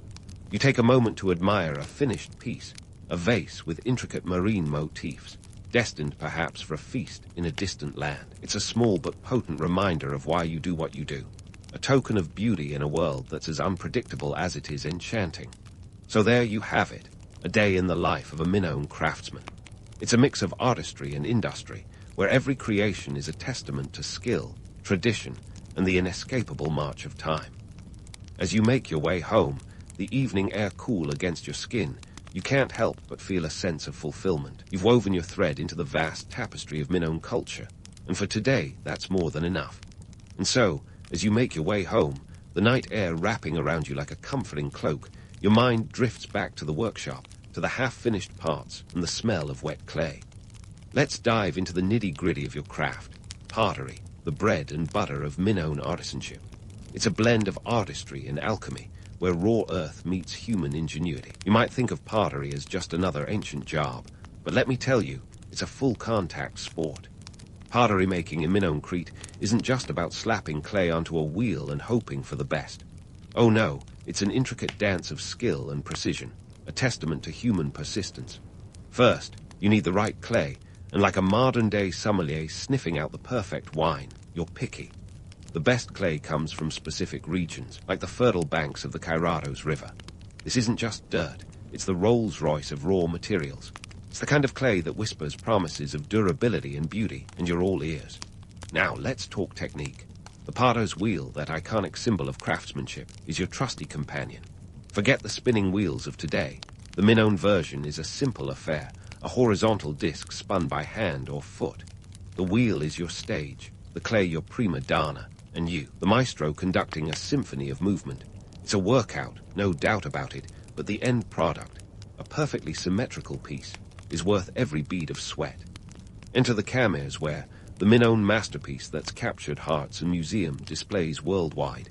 Named after the Kamers cave on Mount Ida, where the first examples were unearthed, these aren't your average parts. The designs are nothing short of psychedelic, swirling with vibrant colors and complex patterns that could give a kaleidoscope a run for its money. Crafted between 2000 and 1700 BCE, these pieces are a testament to the Minoans' flair for the dramatic. The polychrome decorations, reds, oranges, and whites, pop against the dark background, making each piece a jaw-dropper. It's like the Minoans invented Instagram filters long before the internet was a glimmer in anyone's eye. But here's the kicker. Creating Kamers where is no walk in the park. It's a labor-intensive process that requires not just artistic vision but technical prowess. The clay must be meticulously prepared, impurities removed, then shaped with precision. The slip, a mixture of clay and water, acts like a primer, setting the stage for the vibrant pigments. Each brushstroke is a calculated risk. There's no room for error. Mess up, and you're left with a part that's more abstract art than functional wear. Once the part is painted, it's time for the kiln, the fiery beast that can make or break your creation. The Minoans, ever the innovators, have perfected the art of firing pottery. Their kilns, fueled by wood, are designed to reach temperatures upwards of 800 degrees Celsius. It's harder than a Minoan summer, and the heat is crucial for setting the colors and ensuring the part's durability. But here's where things get dicey. Uneven heat can lead to cracks, or worse, explosions. It's a high-stakes game where one wrong move can turn hours of work into a pile of rubble. And let's not forget the economics of the pottery trade. These parts aren't just pretty baubles, they're valuable commodities in the bustling Minoan economy. Traded across the Hygine and beyond, Kamers ware is the ancient equivalent of haute couture. A single part could be bartered for goods like olive oil, wine, or textiles. In some cases, a particularly exquisite piece might even snag you a bronze weapon, the ancient world's version of a luxury sports car. But let's burst a bubble here. Being a potter isn't all artistic fulfillment and economic gain. It's also a grind, a relentless cycle of production that leaves little room for creative whimsy. The demand for pottery is constant, driven by both local needs and international trade. You're not just an artist, you're a cog in a larger economic machine, and the pressure to produce can be stifling. It's a reality check that reminds us that even in the ancient world, creativity had to bow to capitalism. Thanks to archaeological discoveries, we can peek into the past and see the reality of this ancient profession. Excavations at sites like Knossos and Phaistos have unearthed pottery workshops, complete with kilns, clay pits, and discarded shards. These findings paint a picture not just of skilled artisans, but of the intense labor and precision required to sustain this vibrant industry. The shards, some decorated and others plain, tell stories of both success and failure, of parts that made it to market, and those that didn't survive the kiln. This leads us to another myth-busting moment. The romantic notion that ancient artisans were solitary geniuses working in isolation. In reality, the workshop is a bustling hive, with each potter playing a specific role. There's the master potter, the head honcho who oversees the operation and guides the apprentices.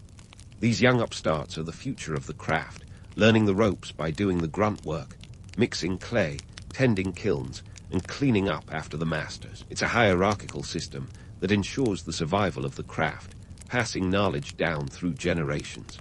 As the sun reaches its zenith, casting sharp shadows across the courtyard, you pause to catch your breath. The day is far from over, and the workshop is alive with the hum of activity. While the allure of artistic expression is undeniable, there's no escaping the practical realities. The Minoans might have been ahead of their time in many ways, but the grind is eternal, transcending time and culture. It's a reminder that the past, while romanticized, is not so different from the present. Art and commerce, creativity and capitalism, they're as intertwined now as they were then. So, as you dip your hands into the clay once more, remember that you're not just creating a part. You're crafting a piece of history, a tangible connection to a world that, despite its distance, isn't so far removed from our own. And while the path of a Minoan potter is fraught with challenges, it's also filled with moments of triumph, of beauty born from the earth and molded by human hands. With the sun still high, casting a warm glow over the bustling streets of Knossos, your journey as a craftsman continues. There are more stories to tell, more layers to uncover, as we wander through the vibrant tapestry of Minoan life. Stay with me as we delve deeper into this ancient civilization, where each day brings new discoveries and timeless lessons. As we soak in the midday sun, the bustling streets of Knossos seem almost to pulse with life, each corner a new chapter in the story of the Minoan craftsman. But let's not get carried away by the romance of the marketplace. It's time to roll up our sleeves and dive into the nitty-gritty of what it really takes to produce a pithos. And let me tell you, these hefty storage jars are no small feat. Picture a pithos as the ancient version of a walk-in pantry, a giant ceramic vessel designed to store everything from grains to olive oil. But producing one, it's like trying to run a marathon while juggling flaming torches. First up, let's talk tools and materials. Crafting a pithos isn't just a case of grabbing some clay and hoping for the best. The clay itself is the diva of the operation. You can't just scoop up dirt from your backyard and call it a day. The best clay comes from specific spots, with the Kairados River being a prime location. This isn't any old earth. It's the creme de la creme of clay, chosen for its malleability and strength. And like any top-shelf product, it's not free. You're looking at about a drachma per load, which in today's terms would be akin to buying artisanal sourdough bread, definitely not the cheapest option on the shelf. Now, the tools of the trade. The potter's wheel is your trusty steed. But for a pithos, you're talking about a larger scale operation. Think of it as upgrading from a bicycle to a full-blown tour bus. The wheel isn't just a simple disc.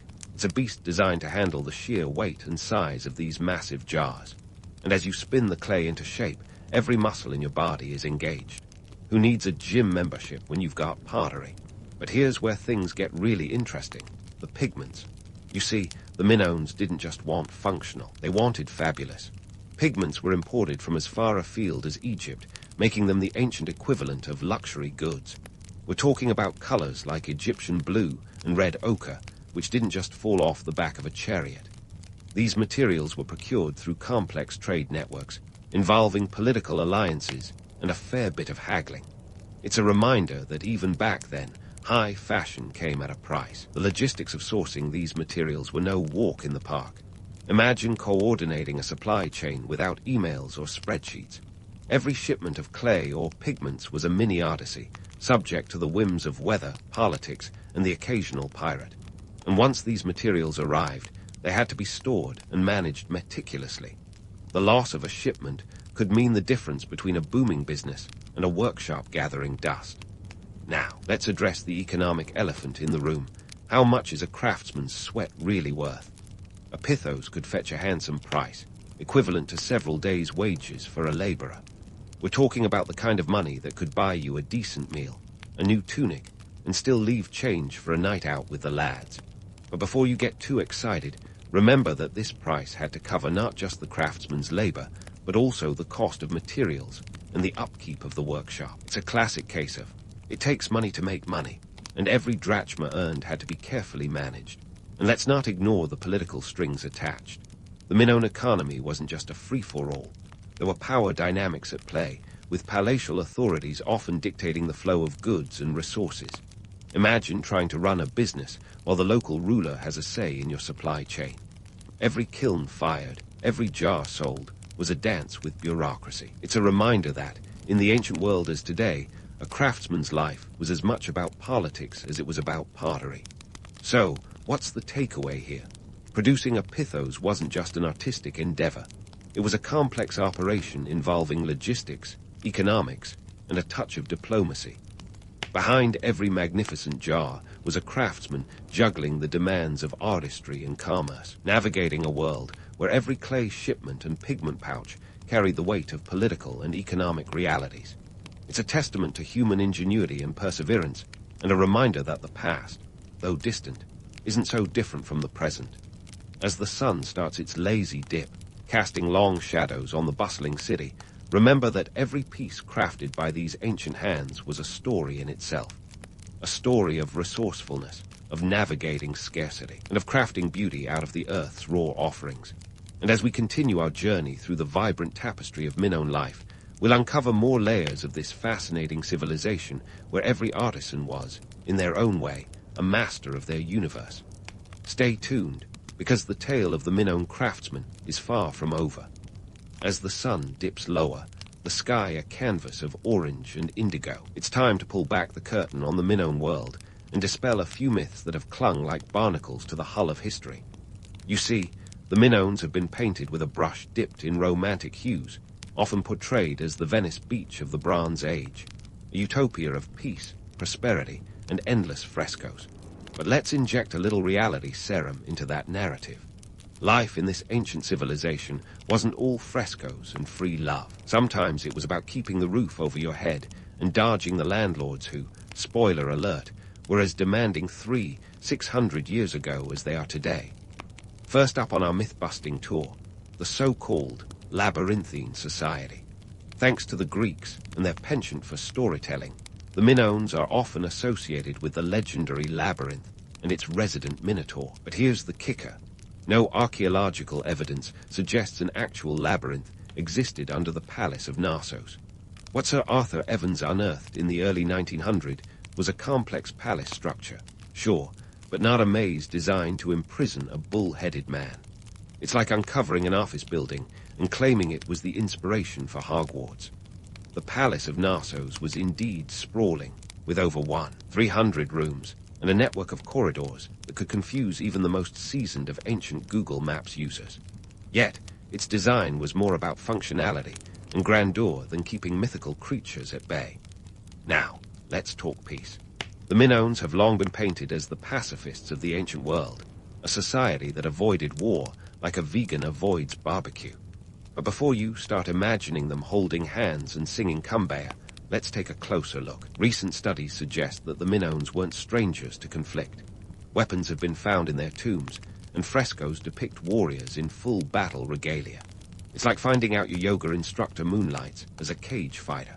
The Minoans were skilled sailors, and while they might have preferred trading olive oil and pottery over swinging swords, they were prepared to defend their interests when necessary. Economic reality often hits harder than a Spartan boot, and the Minoans felt it too. The romanticized image of craftsmen as free-spirited artists, creating beauty for beauty's sake, is a bit of a stretch. Yes, there was art, and yes, it was beautiful, but much of it was driven by economic necessity. The Minoan economy was a well-oiled machine fueled by trade, and craftsmen were cogs in this vast apparatus. They produced goods not just for the love of art, but because there was rent to pay and mouths to feed. Your average Minoan craftsman was more concerned with supply and demand than with artistic expression. It's a bit like imagining Van Gogh worrying about his Etsy sales. The economy was indeed robust, with trade networks stretching across the Mediterranean like a finely woven net.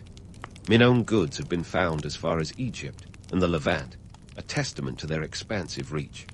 But with great trade comes great responsibility, or rather, great bureaucracy. The palatial economy wasn't a free market paradise. It was a tightly controlled system where the palace played the role of CEO, CFO, and HR manager all rolled into one. They allocated resources, dictated production quotas, and collected taxes. Imagine trying to innovate when Big Brother is watching your every move. And then there's the myth of Minoan gender equality. The frescoes and artifacts suggest a society where women held significant power, depicted in positions of religious and possibly political influence. But how much of this was reality versus artistic license? While it's true that women played prominent roles in Minoan religious life, the extent of their influence in other areas is still up for debate. It's a reminder that images, no matter how vivid, don't always capture the full picture. The Minoans may have been progressive compared to some of their contemporaries, but let's not paint them as the suffragettes of the ancient world just yet. In the midst of this myth-busting, it's important to remember why these narratives persist. Legends serve as a bridge between the past and present, offering a window into how we wish to see ourselves. The idea of a peaceful, artistic society resonates because it offers an ideal, a contrast to the often harsh realities of our own world. Yet, by peeling back these layers, we gain a richer, more nuanced understanding of the Minoans, a civilization that was as complex and contradictory as any that came before or after it. As the evening air cools, casting shadows over the remnants of Knossos, we're left with a clearer picture of a society that was both enchanting and enigmatic. The Minoans were indeed masters of their craft, but they were also shrewd business people, adept at navigating the economic and political currents of their time. They were artists, yes, but also strategists, balancing the demands of creativity with the cold, hard realities of survival. So, as the stars begin to twinkle over Crete, we leave behind the myths and embrace the truth, a truth that is, in many ways, even more fascinating. The Minoans were not just characters in a legend, but real people with real challenges and triumphs. Their story, like any good tale, is filled with twists and turns, moments of genius and folly, and a legacy that continues to captivate us today. And as we prepare to delve deeper into this ancient world, remember, the best stories are the ones that surprise us, defying expectations and revealing the extraordinary in the ordinary. Stay with me, because there's more to uncover in the captivating saga of the Minoans. And as we prepare to delve deeper into this ancient world, remember, the best stories are the ones that surprise us, defying expectations and revealing the extraordinary in the ordinary. So, let's take our final steps into the twilight of the Minoan day, pondering not just where they were, but where they were going, and where they've taken us. The Minoans, for all their clay and color, were the unsung architects of the future. Their legacy isn't just a dusty relic in a museum. It's the scaffolding of civilization itself. You see, those parts and frescoes weren't just pretty distractions. They were blueprints for innovation. Let's start with their maritime prowess, which would make Poseidon himself nod in approval. The Minoans didn't just dip their toes in the Hygene. They dove headfirst into the waves, pioneering trade routes that stretched from Egypt to the Cyclades. Their ships, sleek and fast, were the ancient equivalent of Amazon Prime, delivering goods with a speed that would make even Hermes break a sweat. But let's not get lost in the romance of the sea. The real treasure was the cultural exchange that came with it. We're talking about a melting pot of ideas, where Egyptian papyrus danced with Syrian textiles, and Phoenician purple mingled with Cretan saffron. It's like a Bronze Age version of the United Nations, only with fewer lanyards and more olives. And this wasn't just a one-way street. The Minoans gave as good as they got. Their art, with its swirling motifs and vibrant colors, influenced everything from Greek pottery to Roman mosaics. If culture were a cocktail, the Minoans were the secret ingredient that gave it that extra kick. Their influence didn't stop at the shoreline. The Minoans were innovators in the very architecture that housed their creativity. Take the Palace of Narsos, for instance, a marvel of engineering with its advanced drainage systems and multi-story complexes. It wasn't just a palace, it was a precursor to urban planning. Imagine a city where every drop of water was accounted for, where airflow was as important as aesthetics.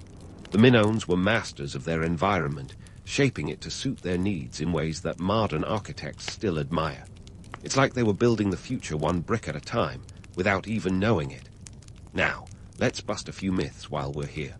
The notion of Minoan society as a peaceful utopia is tempting, but let's face it, peace is as much a product of power as it is of persuasion. The Minoans were savvy diplomats, using their trade networks to build alliances and stave off conflict. They understood that sometimes a well-timed gift of pottery or a banquet in their palatial halls could do more to keep the peace than an army of spearmen. It's diplomacy 101.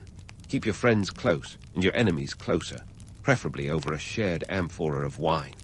But what about the artisans themselves? Were they just cogs in the Minoan machine, or was there something more? The truth is, Minoan craftsmen were both artists and entrepreneurs, navigating a world where creativity and commerce were inexorably linked. Their work wasn't just about making ends meet. It was about leaving a mark, carving out a legacy in clay and pigment. And while they might not have had Instagram to show off their wares, their creations spoke volumes, whispering tales of a society that valued beauty as much as utility. And here's the kicker.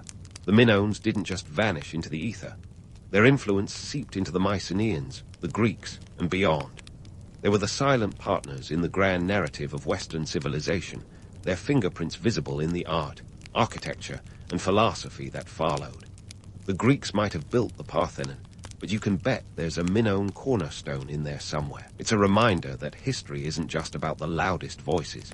It's about the echoes that linger long after they've faded. So, what does this all mean for us, sitting here in the 21st century? It means that the Minoan story is more than just a dusty chapter in a history book. It's a testament to the resilience and ingenuity of the human spirit. In a world where change is the only constant, the Minoans remind us that innovation often comes from the most unexpected places. They were a civilization that thrived on the edge of chaos, turning uncertainty into opportunity and crafting a legacy that endures to this day. As the stars twinkle over the Cretan landscape, casting their ancient light on the ruins of Narsos, we're left with a sense of wonder at the stories that have been etched into the stones and shards of this once great civilization. The Minoans may be long gone, but their spirit lives on in every potter's wheel, every trading route, and every bold idea that dares to defy the status quo. They are a bridge between past and present, a reminder that the most enduring legacies are built not on monuments, but on the human desire to create, to connect, and to transcend. So, as you drift off to sleep, let the whispers of the Minoan craftsmen lull you into dreams of a world where art and innovation walked hand in hand, shaping the future in ways they could never have imagined. And as the night envelops the ancient land of Crete, remember that the story of the Minoans isn't just ancient history. It's a living tapestry, woven into the very fabric of our modern world. Sweet dreams, and may your own journey into the past inspire you to craft a future that's just as bold and beautiful. Theodore Roosevelt entered the world on October 27, 1858, in a New York City brownstone that was as grand as his family's ambitions. But before we get all misty-eyed about the great TR, let's talk about how he started life with the lungs of a Victorian damsel in distress. Yep, young Teddy had asthma so severe that his nights were a symphony of wheezes that could rival an industrial steam engine. In an era where medicine was basically Victorian guesswork, Teddy's parents tried everything short of sacrificing a goat to keep him breathing. They even took him on nighttime carriage rides through Central Park, hoping the fresh air might do what no doctor could. But don't let his frail start fool you. The kid had more grit than a sandpaper factory. Tired of being the sickly sibling, Teddy decided he was going to beat asthma into submission. He tackled his physical shortcomings with the zeal of a Rocky training montage, sans the cinematic soundtrack. He took up boxing at Harvard, despite the fact that getting punched in the face isn't typically prescribed for respiratory issues. By the time he was a teenager, he'd morphed from a fragile boy into a strapping young man who looked like he could wrestle a bear, and would probably try if given half a chance. Roosevelt's childhood wasn't all about fighting off asthma, though. He was a kid with hobbies as eccentric as a mad scientist's laboratory. Fascinated by the natural world, he started his own Roosevelt Museum of Natural History in his bedroom. Imagine his family's surprise when they discovered a menagerie of critters in his room, stuffed, preserved, and catalogued with meticulous care. His parents indulged his interests, seeing them as harmless eccentricities. After all, what's a few stuffed birds and dead insects between family members? Now, about those cowboy aspirations. Young Teddy had a romantic vision of the Wild West, inspired by dime novels and the kind of reckless, adventurous spirit that would later define his presidency. He was the sort of kid who, if you left him unsupervised for 5 minutes, would come back wearing a cowboy hat and spurs, regardless of the fact that they lived in urban New York. His family, while supportive, probably hoped he'd outgrow the whole cowboy thing before he tried to lasso the family dog. As he grew up, Theodore's ambitions stretched beyond his childhood fantasies. He wasn't content to just be a collector of curiosities or a wannabe cowboy. Politics caught his eye, and he was determined to make a name for himself. He entered the political arena at a tender age, just 23. Imagine a millennial today trying to wrangle the political machine back then. He was elected to the New York State Assembly in 1882, where he was known for his fiery speeches and for being as raucous as a bull moose in a china shop, a phrase that might have made him chuckle given his later mascot choice. Roosevelt's early political career was like a training ground for his future presidency.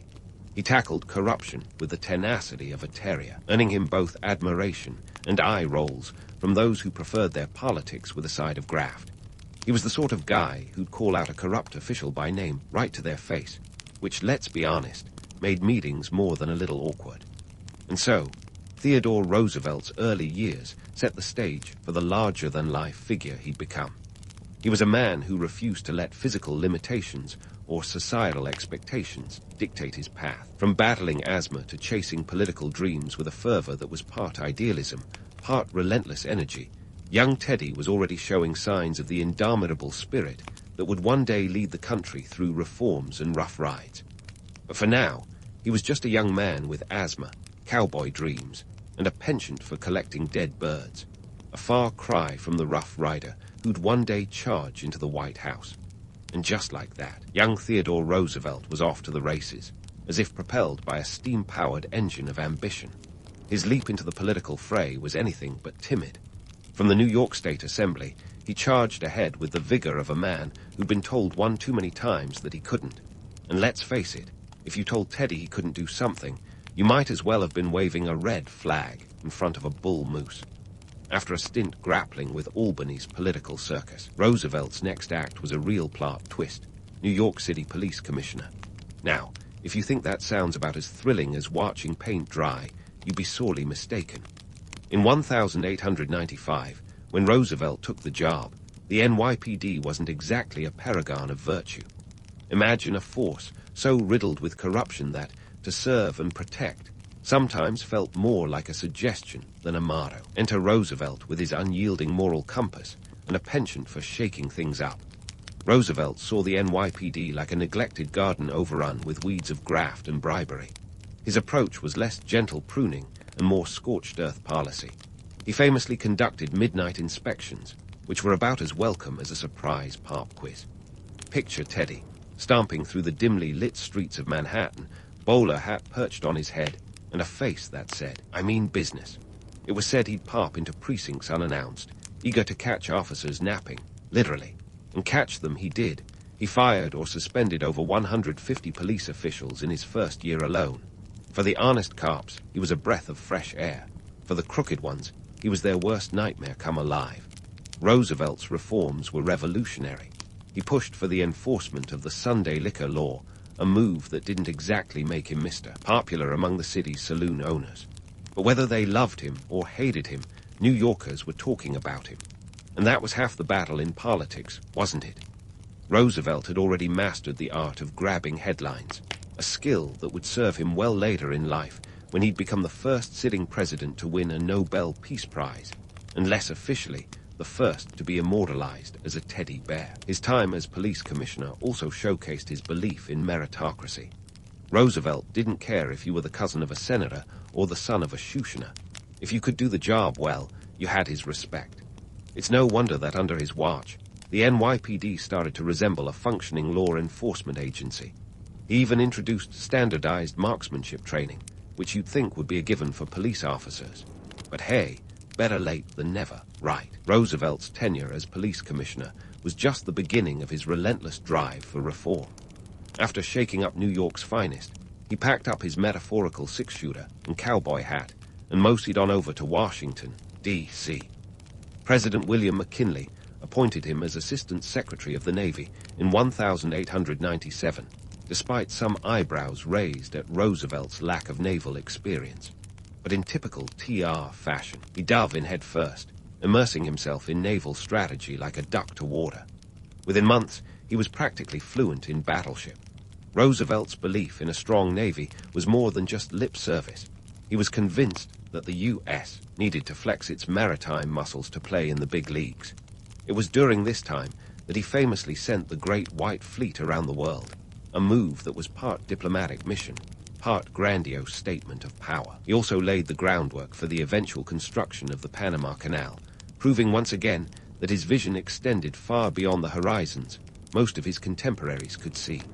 But let's not skip over his role in the Spanish-American War, where Roosevelt's thirst for adventure was quenched not just by paperwork, but by action. After resigning from the Navy Department, he formed the Rough Riders, a motley crew of cowboys, Ivy Leaguers, and anyone else who wanted a taste of glory.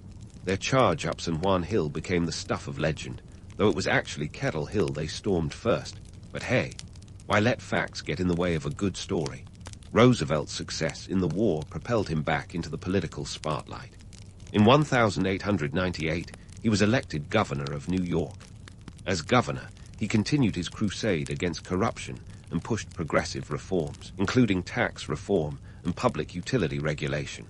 He was like a whirlwind, leaving behind a trail of bewildered opponents and a slew of reforms that would set the stage for his national policies.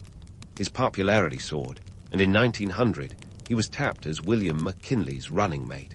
It was a classic case of the best man for the job, also being the most inconveniently dynamic option. As vice president, Roosevelt was expected to fade into the background, a political wallflower at the national dance. But those who thought he'd be content playing second fiddle clearly hadn't read the script of his life. TR's high energy, reformist zeal made it impossible for him to languish in obscurity. His knack for publicity stunts didn't hurt either. He'd make headlines for everything from sparring with boxers in the White House to going on hunting trips that seemed to produce more stories than trophies. Of course, the vice presidency was never meant to be Roosevelt's final act, and when President McKinley was tragically assassinated in 1901, Roosevelt ascended to the presidency, becoming the youngest man to hold the office at the age of 42. It was a bittersweet promotion, one that thrust him into the spotlight faster than even he might have anticipated. Yet, he was ready, perhaps more ready than anyone could have imagined. His rise to the presidency was the culmination of a life characterized by boldness, reform, and an unshakable belief in his ability to effect change. And so, Roosevelt entered the White House with the same gusto he'd brought to the NYPD and the battlefield. He was a man on a mission, determined to translate his progressive ideals into national policy. But that, dear listener, is a tale for another day. For now, let's marvel at the meteoric rise of a man who was as comfortable navigating the murky waters of political reform as he was charging up a hill with his Rough Riders, always with that unmistakable gleam in his eye. Roosevelt's inauguration into the highest office wasn't just a transition from one man to another. It was like swapping out a Victorian painting for a Technicolor blockbuster.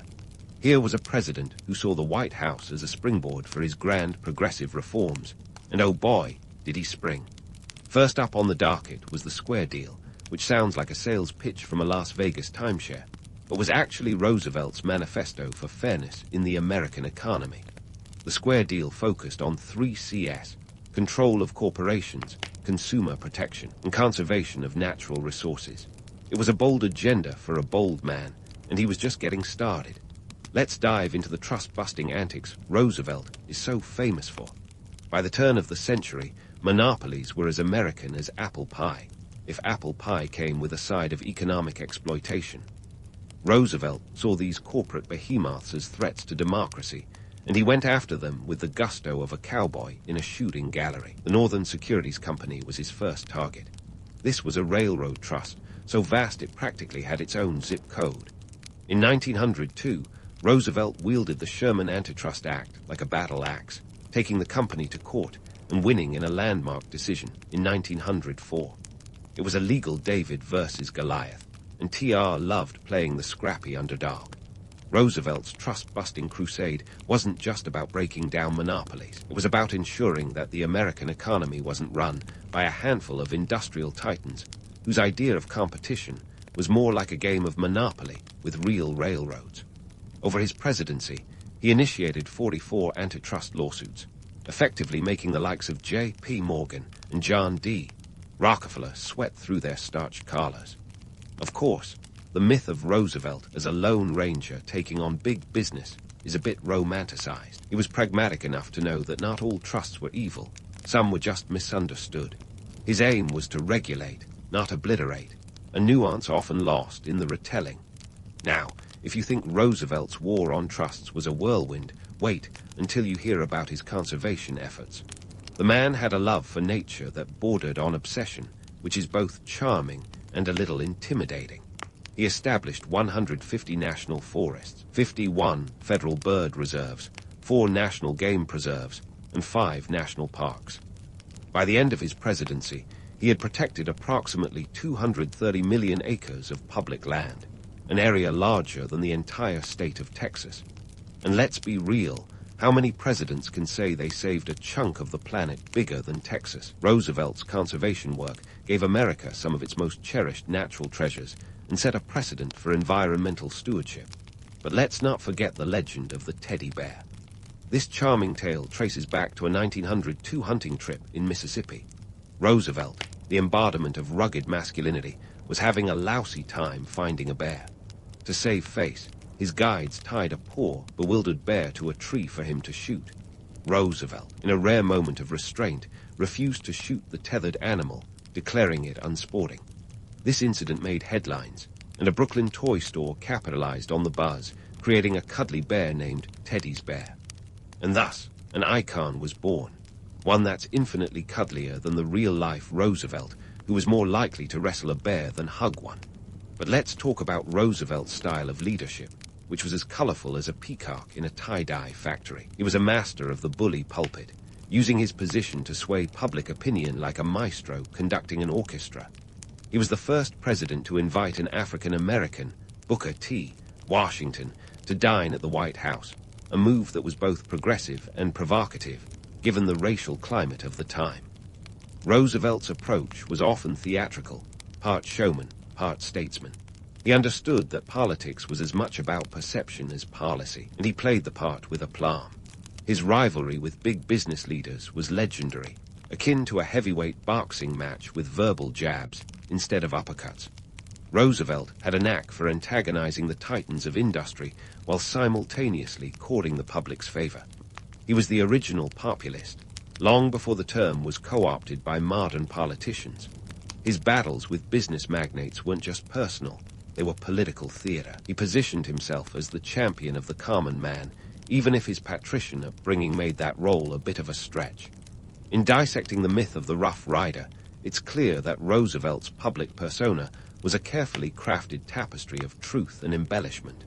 His war exploits were real, but his legend grew with each retelling, conveniently leaving out the tactical blunders and focusing on the triumphs. He was a master storyteller, turning his life into an epic saga that captured the American imagination. The man knew how to sell a story, whether it was his own or the country's. Roosevelt's presidency was a whirlwind of activity, reforms, and memorable moments that left an indelible mark on the nation. He was a man who thrived on action, who saw obstacles as mere speed bumps on the road to progress. His vigor was infectious, his vision expansive, and his legacy enduring. But as always with history, the devil is in the details. and the story of Roosevelt's presidency continues with more twists, turns, and tales of audacious ambition. So, while we've covered a chunk of his achievements, there's still plenty more to explore. Stay tuned as we unravel the next chapter of TR's larger-than-life saga. As the curtain falls on Roosevelt's presidency, the man himself wasn't quite ready to exit stage right. Nope, Teddy was just getting started. His post-presidency years were the kind of adventure that makes Indiana Jones look like a couch potato. Let's kick things off with his African safari. It was 1909, and Roosevelt, never one to do anything halfway, embarked on an expedition that was less gentle stroll through the savannah and more let's catalog every critter that moves. Now, this wasn't just a casual jaunt with a butterfly net. This was the Smithsonian Roosevelt African Expedition, lasting from March 1909 to March 1910. The journey spanned 11 months, covered over 500 miles, and involved more than 250 porters. Talk about traveling in style, or at least in numbers. Roosevelt's entourage managed to collect 400 animal specimens, including 500 big game. It's safe to say that he wasn't exactly conserving wildlife on this trip. Roosevelt's African safari was funded by the Smithsonian Institution and cost a whopping $50,000, over $1 million today. It was a scientific goldmine, but also a PR spectacle. Imagine the headlines. Ex-President bags big game while you're stuck in traffic. Teddy was living large and making sure everyone knew it. This expedition added another layer to his legend, but beneath the romantic veneer of adventure lay a more controversial reality. This journey was as much about ego and spectacle as it was about science. Roosevelt recorded his escapades in African game trails, a book that's part travelogue, part bragging rights. He waxes lyrical about sunsets over the savannah and the thrill of the hunt, painting a picture of a man as comfortable in the wilds of Africa as behind a White House desk. But let's not forget the less glamorous aspects, like the malaria that dogged his steps, or the sweltering heat that would make anyone reconsider their life choices. Returning stateside, Roosevelt wasn't content to rest on his laurels, or, in his case, his lion pelts. The political bug had bitten him hard, and in 1912, he decided to charge back into the fray with the Bull Moose Party, officially known as the Progressive Party. It was born out of Roosevelt's dissatisfaction with his hand-picked successor, William Howard Taft, who he felt was about as exciting as watching paint dry. The Bull Moose Party platform was bold, calling for women's suffrage, social insurance, and more direct democracy. Roosevelt's campaign was colorful, to say the least. In Milwaukee, he survived an assassination attempt, famously delivering a 90-minute speech with a bullet lodged in his chest. "It takes more than that to kill a bull moose," he declared. The man was a walking action hero, and the public ate it up. Yet, despite the drama and the spectacle, Roosevelt's return to politics didn't quite go as planned. He split the Republican vote, paving the way for Woodrow Wilson to waltz into the White House. It was a political miscalculation that underscored the limits of Roosevelt's charisma. Even legends have their off days, and this one cost him the presidency. Roosevelt's bull moose adventure highlighted the complexities of his legacy. He was a reformer who often bulldozed through opposition like a steamroller with a mission. Yet his progressive ideals were sometimes overshadowed by his larger-than-life persona. His influence on American culture is undeniable. Roosevelt was the original celebrity politician, using media and public spectacle to shape his image and push his agenda long before Twitter was a twinkle in anyone's eye. But let's be real. For all his charisma and achievements, Roosevelt's legacy is a mixed bag. He was a man of his time, with views on race and imperialism that today would be met with raised eyebrows and stern lectures. His fervor for American expansionism and his paternalistic attitude toward other nations painted a more complicated picture than the heroic narratives often suggest. Roosevelt's adventures, post-presidency, the stuff of legend, full of daring exploits and grand gestures. But they were also a reminder of the man's insatiable drive and the contradictions that defined him. He was a conservationist who hunted big game, a champion of the common man with a taste for the grandiose, and a political maverick who sometimes misread the room. In the grand tapestry of history, Roosevelt's story is one of ambition and audacity, of triumphs and missteps. He's a figure who looms large, casting a shadow that's both inspiring and complex. As we continue to explore his legacy, it's clear that the myth of Theodore Roosevelt is as enduring as it is intricate. From the African plains to the political arena, TR's adventures are far from over. Roosevelt's adventures, post-presidency, were the stuff of legend, full of daring exploits and grand gestures. But they were also a reminder of the man's insatiable drive and the contradictions that defined him. He was a conservationist who hunted big game, a champion of the common man with a taste for the grandiose, and a political maverick who sometimes misread the room. As we pivot to assess the legacy of this human whirlwind, it's worth asking, what did Roosevelt truly leave behind in the American landscape, both political and environmental? Theodore Roosevelt's presidency was a masterclass in the art of transformation, and no area felt his influence more than American conservation. Long before going green was trendy, Roosevelt was practically the Johnny Appleseed of public lands. He was the original eco-warrior, planting the seeds for what would bloom into the National Park Service. And let's be honest, 230 million acres of protected land is no small feat. Imagine a space larger than Texas being preserved for future generations to hike, kayak, and Instagram their way through. For Roosevelt, nature was not just a backdrop for his rugged escapades, but a national treasure to be safeguarded, and he treated it with the reverence of an art collector guarding a Van Gogh. Yet, the real beauty of Roosevelt's approach lay in his pragmatism. He understood that conservation wasn't about locking nature away in a glass case, but about balancing use and preservation. It was the guy who would have rolled his eyes at paper straws, but wholeheartedly supported sustainable forestry. His legacy in this realm was a nuanced one, where practicality met idealism in the middle of a forest trail. Politically, Roosevelt's impact was no less profound. His square deal policy laid the groundwork for what would become a more activist American government, one that wasn't afraid to step into the ring with big business. He saw the presidency as a bully pulpit, a platform to preach his gospel of fairness and reform. This was a radical shift from the laissez-faire attitudes that had dominated before. Roosevelt wasn't content to just preside over the country. He wanted to mold it, to shape it into a land where opportunity and fairness were more than just buzzwords. Roosevelt's influence stretched far beyond his own presidency. He set the stage for the progressive era, and the New Deal with a focus on social justice and economic reform that would inspire future leaders. Franklin D. Roosevelt, his fifth cousin, famously took a page from Teddy's book, quite literally, and expanded the role of government in ways that would make TR beam with pride. TR's belief that government should be a force for good in people's lives was an idea that outlived him, weaving its way into the fabric of American governance. But let's not get too carried away with the hero worship. Roosevelt's legacy is not without its blemishes. His views on race were regressive, even by the standards of his time. He believed in the superiority of Western civilization and often viewed other cultures through a paternalistic lens. This was a man who spoke of the white man's burden without irony and who saw American imperialism as a noble cause. His actions in the Philippines and his support for the Monroe Doctrine reflected a belief in American exceptionalism that was as robust as his mustache. Yet, despite these flaws, Roosevelt's enduring appeal is undeniable. He was a political showman who understood the power of narrative long before spin doctors became a staple of politics. He crafted a larger-than-life persona that captured the imagination of a nation hungry for heroes. His legend was built on a mix of truth and embellishment, a testament to his understanding that history is often as much about perception as it is about facts. And what of the myths that have outlived him?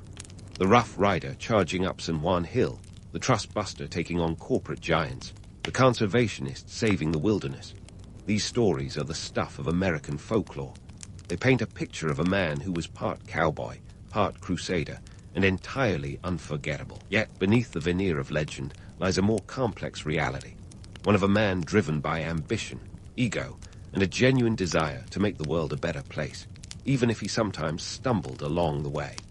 As we wrap up our whirlwind tour of Roosevelt's life and legacy, it's hard not to wonder what he'd make of today's political climate.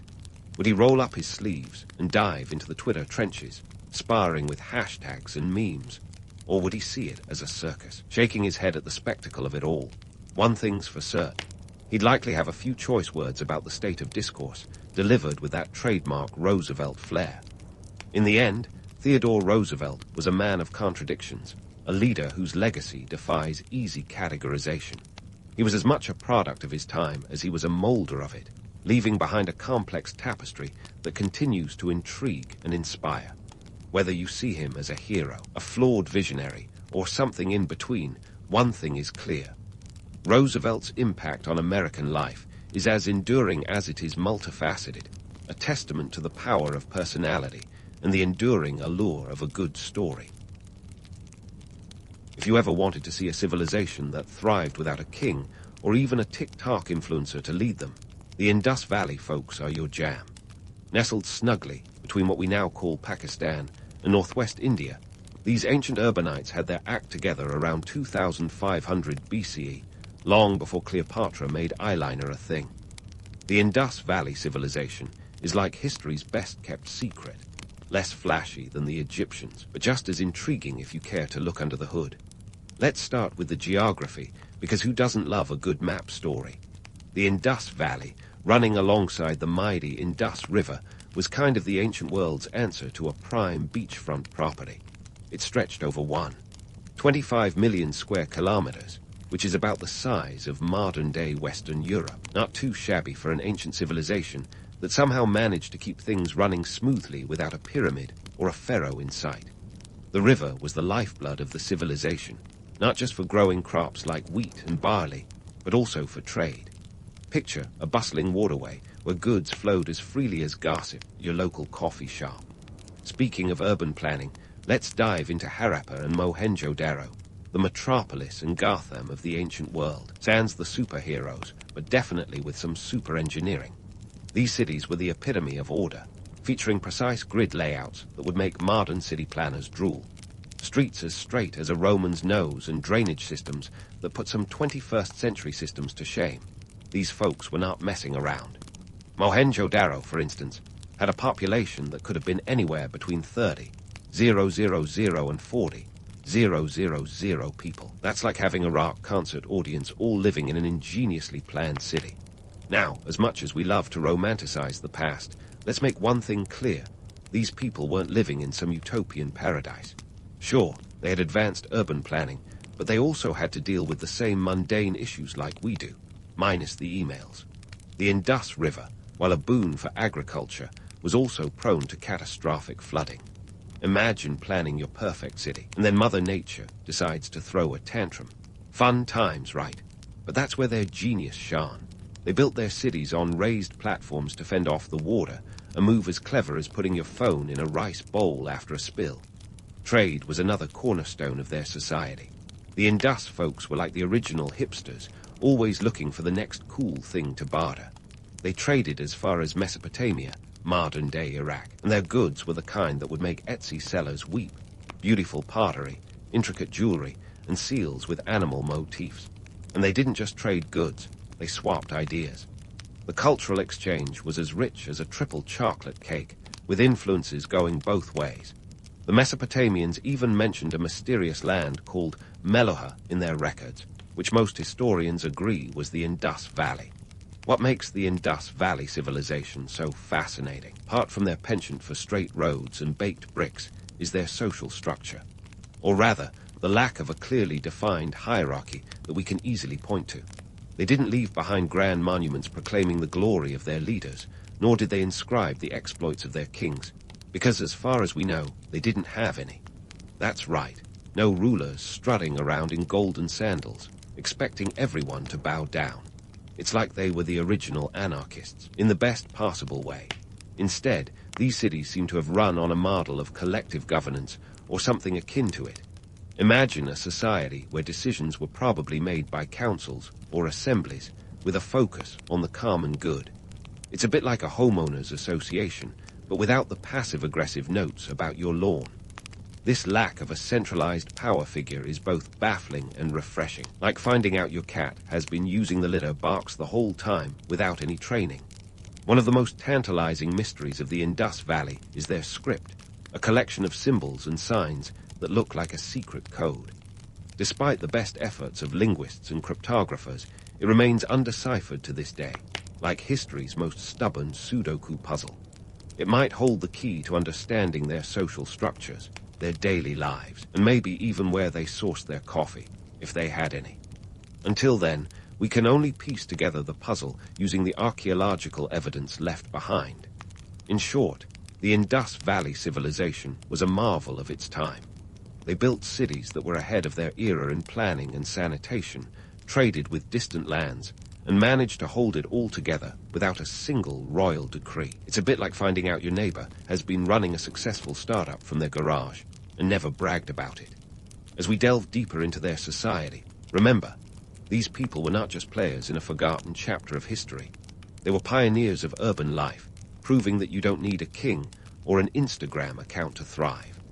And speaking of thriving without a ruler, let's talk about what these Indus Valley folks did instead of idolizing a king or queen. While other ancient cultures were busy chiseling their rulers' glories into stone, the Indus Valley seems to have gone, nah, let's focus on plumbing. It's as if they collectively decided that sanitation and city planning were far more important than any royal selfie. And honestly, can you blame them? Now, if you hop across the border to the contemporary civilizations of the time, like those in Mesopotamia or Egypt, you'd find rigid social hierarchies as strict as a Victorian boarding school. These societies had clear pyramids of power, both metaphorical and literal, with pharaohs, priests, and nobles at the top, and everyone else slotted below like peasants in a medieval painting. But in the Indus Valley, the social scene was more chill, more egalitarian. Think less Downton Abbey, more cooperative living. The Indus Valley's apparent lack of a strict hierarchy is like finding a vegan option at a steakhouse, unexpected but intriguing. Archaeologists haven't unearthed the kind of palaces or grand tombs that scream, "Look at me, I'm important." Instead, they found uniformly sized houses, suggesting a more leveled playing field. It's as if everyone was playing Monopoly, but no one was hoarding all the hotels on Park Place. Of course, some houses were a tad bigger, because let's face it, who doesn't want an extra room for their pottery collection? But the differences weren't stark enough to scream social stratification. And about that pottery, the Indus Valley's artisan class was the kind of creative powerhouse that Etsy artisans dream of becoming. These artisans were crafting pottery so exquisite it could make your grandma's china blush. Not to mention their beadwork, which was the ancient equivalent of haute couture. They churned out goods that were not just for the local market, but were hot commodities on the international trade scene. Mesopotamians were practically queuing up for Indus Valley goods, like ancient hipsters grabbing the latest artisanal brew. But here's the kicker. Despite their prowess in craftsmanship, they didn't leave behind any grand records of their artisans' guilds or workshops. Why? Maybe they were too busy perfecting their arts and crafts to worry about administrative paperwork. Or perhaps they did write it all down, but in a script that remains as undeciphered as a toddler's doodle. Ah yes, the Indus script. This is history's equivalent of a Rubik's Cube that nobody's quite managed to solve. Found on seals and pottery, these symbols are like a tantalizing whisper from the past, hinting at stories and structures we've yet to understand. They might have been records of trade, ownership, or something entirely different, like a list of the best pottery techniques. The mystery of the script is compounded by the fact that no Rosetta Stone has been found to help decode it. So, for all we know, it might just be a very elaborate grocery list.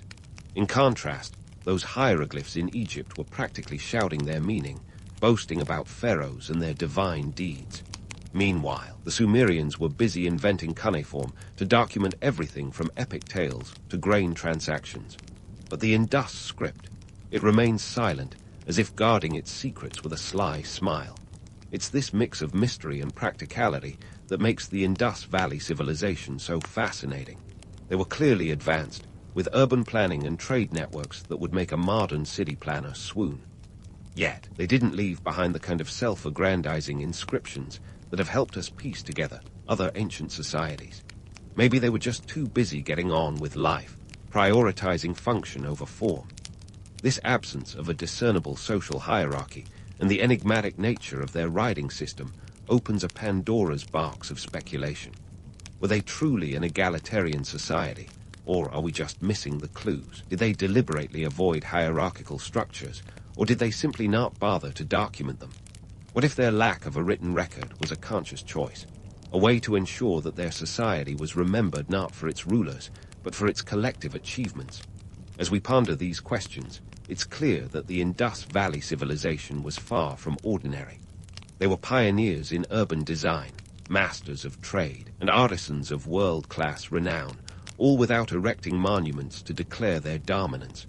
They were a society that thrived on subtlety and substance, leaving behind a legacy as enduring as their baked bricks, and just as tantalizingly out of reach. But don't worry, the story doesn't end here. There's more to unpack about this ancient enigma, and we're just getting started. The story of the Indus Valley civilization is like a historical page-turner. Just when you think you've got it figured out, it throws you a plot twist. So, as we continue our exploration, let's shift gears to the economic engine that kept this society humming like a well-oiled machine, sans the fanfare of kings or the luxury of palaces. Now, imagine a world where the bustling trade routes were the highways of their day, without a single traffic jam in sight. The Indus Valley folks were the original free traders, and their economy was as vibrant as a festival of colors. They were connected to a vast network that extended from the Arabian Sea to the Persian Gulf and even as far as Mesopotamia. Picture merchants as the ancient world's version of globetrotters, minus the first-class seats and Instagram stories. What were these ancient traders dealing in? Well, for starters, they were the cotton kings long before Levi-Strauss stitched his first pair of jeans. Cotton was to the Indus Valley what textiles are to Silicon Valley, a lucrative commodity that everyone wanted in on. They were among the first to cultivate cotton, and they spun it into textiles that made their way to distant lands. Think of it as the original fabric of global trade, a soft power move that clothed nations. Alongside cotton, the Indus Valley artisans crafted beads that were the bling of the Bronze Age. Their beadwork was so intricate, could make a jeweler squint in admiration. These tiny treasures were traded far and wide, a testament to the skill and artistry of their creators. Made from materials like carnelian, agate, and lapis lazuli, these beads were hot commodities that adorned the necks and wrists of the ancient elite. Forget about gold-plated watches. These beads were where it was at. But here's the kicker. Despite their trade prowess, there were no extravagant palaces sprouting up like mushrooms after a rainstorm. Instead, the Indus Valley cities were egalitarian in their architecture. Imagine a society where wealth wasn't flaunted through ostentatious buildings, but rather through the seamless operation of daily life. It's as if they collectively decided to spend on civic infrastructure rather than personal opulence. A bold choice, especially when you consider the spectacle of contemporaries like the Egyptians and their sky-reaching pyramids. Speaking of choices, one has to wonder, how did they manage their economy without modern conveniences like spreadsheets or financial advisors? The absence of a centralized power structure or a visible class of wealthy elites makes you wonder if they had some secret sauce for avoiding the pitfalls of greed and corruption. Perhaps they had a knack for collective decision-making, like a society-wide version of rock, paper, scissors that somehow kept everyone in check. The trade routes weren't just about goods, though. They were avenues of cultural exchange, a bit like the internet of the ancient world, but without the trolls. Ideas flowed as freely as merchandise, with the Indus Valley exchanging knowledge, art, and technology with their distant neighbors. This free exchange helped them maintain a dynamic and adaptable society, one that could weather the challenges of changing times. Take a moment to consider the logistics of all this trade.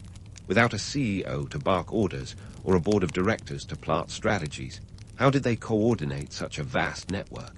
It's a bit like running a multinational corporation without a single PowerPoint presentation. Maybe they had trade guilds or merchant councils, decentralized but effective, each playing their part with precision. Or perhaps their undeciphered script holds the key to understanding their economic organization, a mystery wrapped in clay tablets. As we delve deeper into their trade practices, we can't ignore the harsh realities that come with it. The Indus Valley civilization wasn't immune to the whims of nature or the fickleness of markets. Their reliance on the Indus River for transport and agriculture was both a blessing and a curse. Floods could disrupt trade and ruin crops, while droughts could threaten their very survival. It's a stark reminder that even the most advanced civilizations are at the mercy of forces beyond their control. Yet, despite these challenges, the Indus Valley traders were resilient. They adapted to changing circumstances, finding ways to keep their economy afloat. This resilience is a testament to their ingenuity and resourcefulness, qualities that allowed them to thrive in a world without the safety nets of modern economies. As we explore the economic landscape of the Indus Valley, it's clear that their story is one of balance and harmony, where trade was conducted with an eye towards sustainability rather than short-term gain. They were pioneers in their own right, shaping a society that valued cooperation over competition and function over form. It's a narrative that challenges our preconceptions about ancient economies and offers a fresh perspective on what it means to be successful. The next chapters in their story will delve even deeper into the intricacies of their economy and social structure, unraveling the mysteries that continue to baffle historians and archaeologists alike. So, stay tuned as we continue to explore this ancient enigma, one trade bead at a time. So, as we untangle the threads of the Indus Valley enigma, let's swivel our spotlight onto the everyday lives of these ancient urbanites. What did a day in the life of an Indus Valley dweller look like? Spoiler alert, it probably didn't involve binge-watching Netflix. Instead, their routines were a blend of hard work, community spirit, and an appreciation for the finer things, like not stepping in something unpleasant on the street. That's right, folks, we're diving into sanitation, a topic that might not be glamorous, but is crucial to understanding why this civilization was, quite literally, ahead of its time. First off, let's talk about their diet. If you thought quinoa was a modern superfood discovery, think again. These folks were munching on wheat, barley, and legumes, with a side of fruit and veggies long before your favorite health influencer made it a trend. They were early adopters of a balanced diet, with evidence of rice cultivation popping up like the surprise guest at a dinner party. Protein wasn't missing either. Domesticated animals like cattle and buffalo made sure of that. And while they didn't have the luxury of takeout, their meals were likely cooked with a variety of spices that would make a modern-day chef nod in approval. Now, how about we shift from the table to the tub? The Indus Valley people were like the sanitation aficionados of the ancient world. Their cities were equipped with some of the earliest known sewage systems, a feat of engineering that would make your average plumber tip his hat. Picture this, a complex network of covered drains running beneath the city streets, transporting waste away from homes. Homes even had private bathing areas, complete with drainage systems. It's like they took one look at sanitation and said, let's go big or go home. No wonder they managed to keep things squeaky clean, an achievement that some modern cities struggle to emulate. But hold on. Before we romanticize this into a tale of endless harmony and spotless streets, let's sprinkle in some reality. The notion of a utopian Indus society, living in peace and cleanliness, is a bit like believing in unicorns. Archaeological evidence suggests that all wasn't sunshine and rainbows. Signs of societal stress are lurking in the ruins, whispering tales of droughts, resource scarcity, and perhaps even social unrest. Skeletal remains show trauma and injuries, hinting at conflicts that weren't recorded in their undeciphered script. It seems like even in a society that prioritized public health, human nature found its way to complicate the narrative. Leisure time, though, was as important to the Indus Valley folks as it is to us today. They had games to rival any modern board game collection. Archaeologists have unearthed dice made from terracotta and ivory, suggesting that these ancient people loved a good game of chance. Who knew the dice-rolling craze was older than the hills? These games weren't just child's play. They were social activities, bringing communities together in a way that virtual meetups just can't match. But let's not sugarcoat the past. The romanticized view of a peaceful, egalitarian society can be a bit misleading. While the Indus Valley civilization didn't leave behind grandiose monuments to rulers, it doesn't mean they didn't experience the same social tensions that have peppered human history. The absence of visible hierarchies doesn't equate to a lack of power struggles or economic disparity. It's possible that their egalitarian facade hid subtle social distinctions, ones that didn't leave behind towering tombs but were felt in the daily grind. And speaking of the grind, Let's not forget the artisans and traders who kept the wheels of this society turning. Their crafts were not just economic activities. They were cultural expressions, weaving the community together like the threads of their prized cotton textiles. From pottery to beadwork, their artistry was a testament to human creativity, a creativity that thrived even amidst the pressures of trade and survival. As we dig deeper, it's tempting to envision the Indus Valley as an ancient paradise of equality and innovation. But let's not forget that beneath the surface, they faced the same challenges any society would: environmental pressures, resource management issues, and the ever-present specter of human conflict. Their achievements in sanitation and urban planning were remarkable, but they didn't grant them immunity from the trials of life. So, as we unravel the tapestry of their everyday existence, it's clear that the Indus Valley civilization was a blend of progress and pragmatism. They were visionaries who understood that a clean city was a happy city, yet they were also humans dealing with the messy realities of life. Their story is a reminder that while we can learn much from their innovations, we should also acknowledge the complexities that came with them. As we continue to explore this ancient civilization, keep in mind that the narrative of the Indus Valley is far from simple. It's a saga of ingenuity and resilience, of a society that flourished without the need for grandiose displays of power. But it's also a story of human struggle, one that resonates through the ages, reminding us that even the most advanced societies face challenges that test their mettle. Stay tuned as we continue to delve into this ancient world, where every discovery adds another layer to the rich tapestry of a civilization that continues to captivate and confound us. As we inch closer to the intriguing finale of the Indus Valley saga, let's unravel the mystery of its decline, a plot twist that would rival any Hollywood scriptwriter's best. Imagine this: a civilization so advanced in its urban planning and trade that it would make even the most seasoned city planner green with envy, yet it vanished without leaving a clear why behind. Theories abound, and they're as varied as the spices these folks might have used in their ancient kitchens. Let's dive into the nitty-gritty of what might have led to this civilization's curtain call. First on the suspect list is climate change, an old antagonist that seems to have as many sequels as the Fast and Furious franchise. Around 1900 BCE, the climate started throwing a tantrum, shifting the monsoon patterns that were the lifeline of the Indus Valley. These changes were not just a minor inconvenience. They turned lush farmlands into barren expanses, making agriculture about as fun as a root canal. The Saraswati River, once a key waterway for the Indus people, is thought to have gradually dried up, leaving them high and dry, literally. Imagine trying to maintain a thriving society when your main source of water decides to call it quits. It's like your Wi-Fi dropping out during a crucial Zoom call, only about 1,000 times worse. But wait, there's more. Enter tectonic shifts, the Earth's own way of saying, let's shake things up a bit. Geological evidence suggests that there were significant tectonic movements in the region which could have altered the course of the rivers.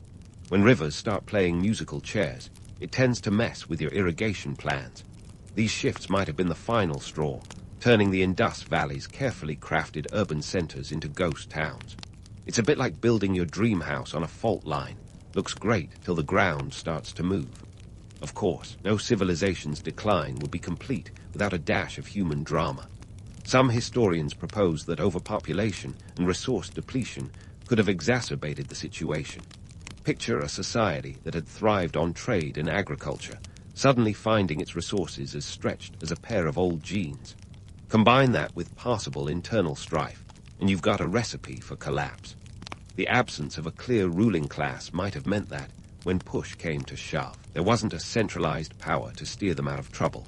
It's like trying to steer a ship without a captain when the storm hits. As we sift through the ruins of their cities, trying to piece together the puzzle, it becomes clear that the decline of the Indus Valley civilization wasn't due to a single cause. It was more of a perfect storm, a confluence of environmental, geological, and possibly social factors that led to their downfall. But while their civilization might have crumbled, their legacy is anything but dust in the wind. Let's take a moment to reflect on what these ancient urbanites left behind. Their urban planning was nothing short of revolutionary, with grid layouts and drainage systems that were ahead of their time. These innovations laid the groundwork for future generations, influencing urban design concepts that are still relevant today. Imagine the surprise of a modern architect realizing that their cutting-edge design was actually a throwback to 4,000 years ago. The Indus Valley's knack for city planning proves that good ideas never really go out of style. And then there's their trade acumen. The extensive network they built, connecting them to regions as far-flung as Mesopotamia, showcases their entrepreneurial spirit. They were the original global traders, mastering the art of exchange long before the Silk Road became a thing. Their emphasis on trade over conquest offers a lesson in diplomacy and cooperation that echoes through the ages. It's a testament to their understanding of soft power, a concept that modern nations still grapple with. But perhaps the most tantalizing legacy is their script, the enigmatic Indus symbols that remain undeciphered to this day. It's a reminder of how much we still have to learn, a whisper from the past that keeps historians and linguists awake at night. It's like having the last piece of a jigsaw puzzle, only to find out it's in an unknown language. The mystery of the Indus script invites us to keep questioning, exploring, and seeking the truths hidden in the sands of time. As we wrap up our journey through the Indus Valley, let's not just marvel at their achievements, but also consider what their story teaches us about progress. In a world obsessed with bigger, faster, stronger, maybe, there's something to be said for a civilization that prioritized infrastructure over indulgence, community over hierarchy. Their tale is a poignant reminder that progress isn't always about grand monuments or technological leaps. Sometimes, it's about the small, subtle advances that improve everyday life. In comparing their challenges to our own, it becomes clear that the issues they faced, climate change, resource management, societal cohesion, are still very much with us. The Indus Valley civilization might have vanished, but their story continues to resonate. It invites us to reflect on what true progress means and how we can learn from the past to navigate the complexities of the present. As we grapple with our own challenges, perhaps we can take a page from their book, or in this case, their undeciphered script, and strive for a world that's not just advanced, but sustainable and equitable. So, as we bid adieu to the Indus Valley, let's carry forward the lessons they've left us. In a world hurtling towards the future at breakneck speed, they remind us to pause, reflect, and consider the enduring value of balance and foresight. After all, the past is not just a distant memory, but a guidebook for the future, one that challenges us to rethink what it means to truly progress.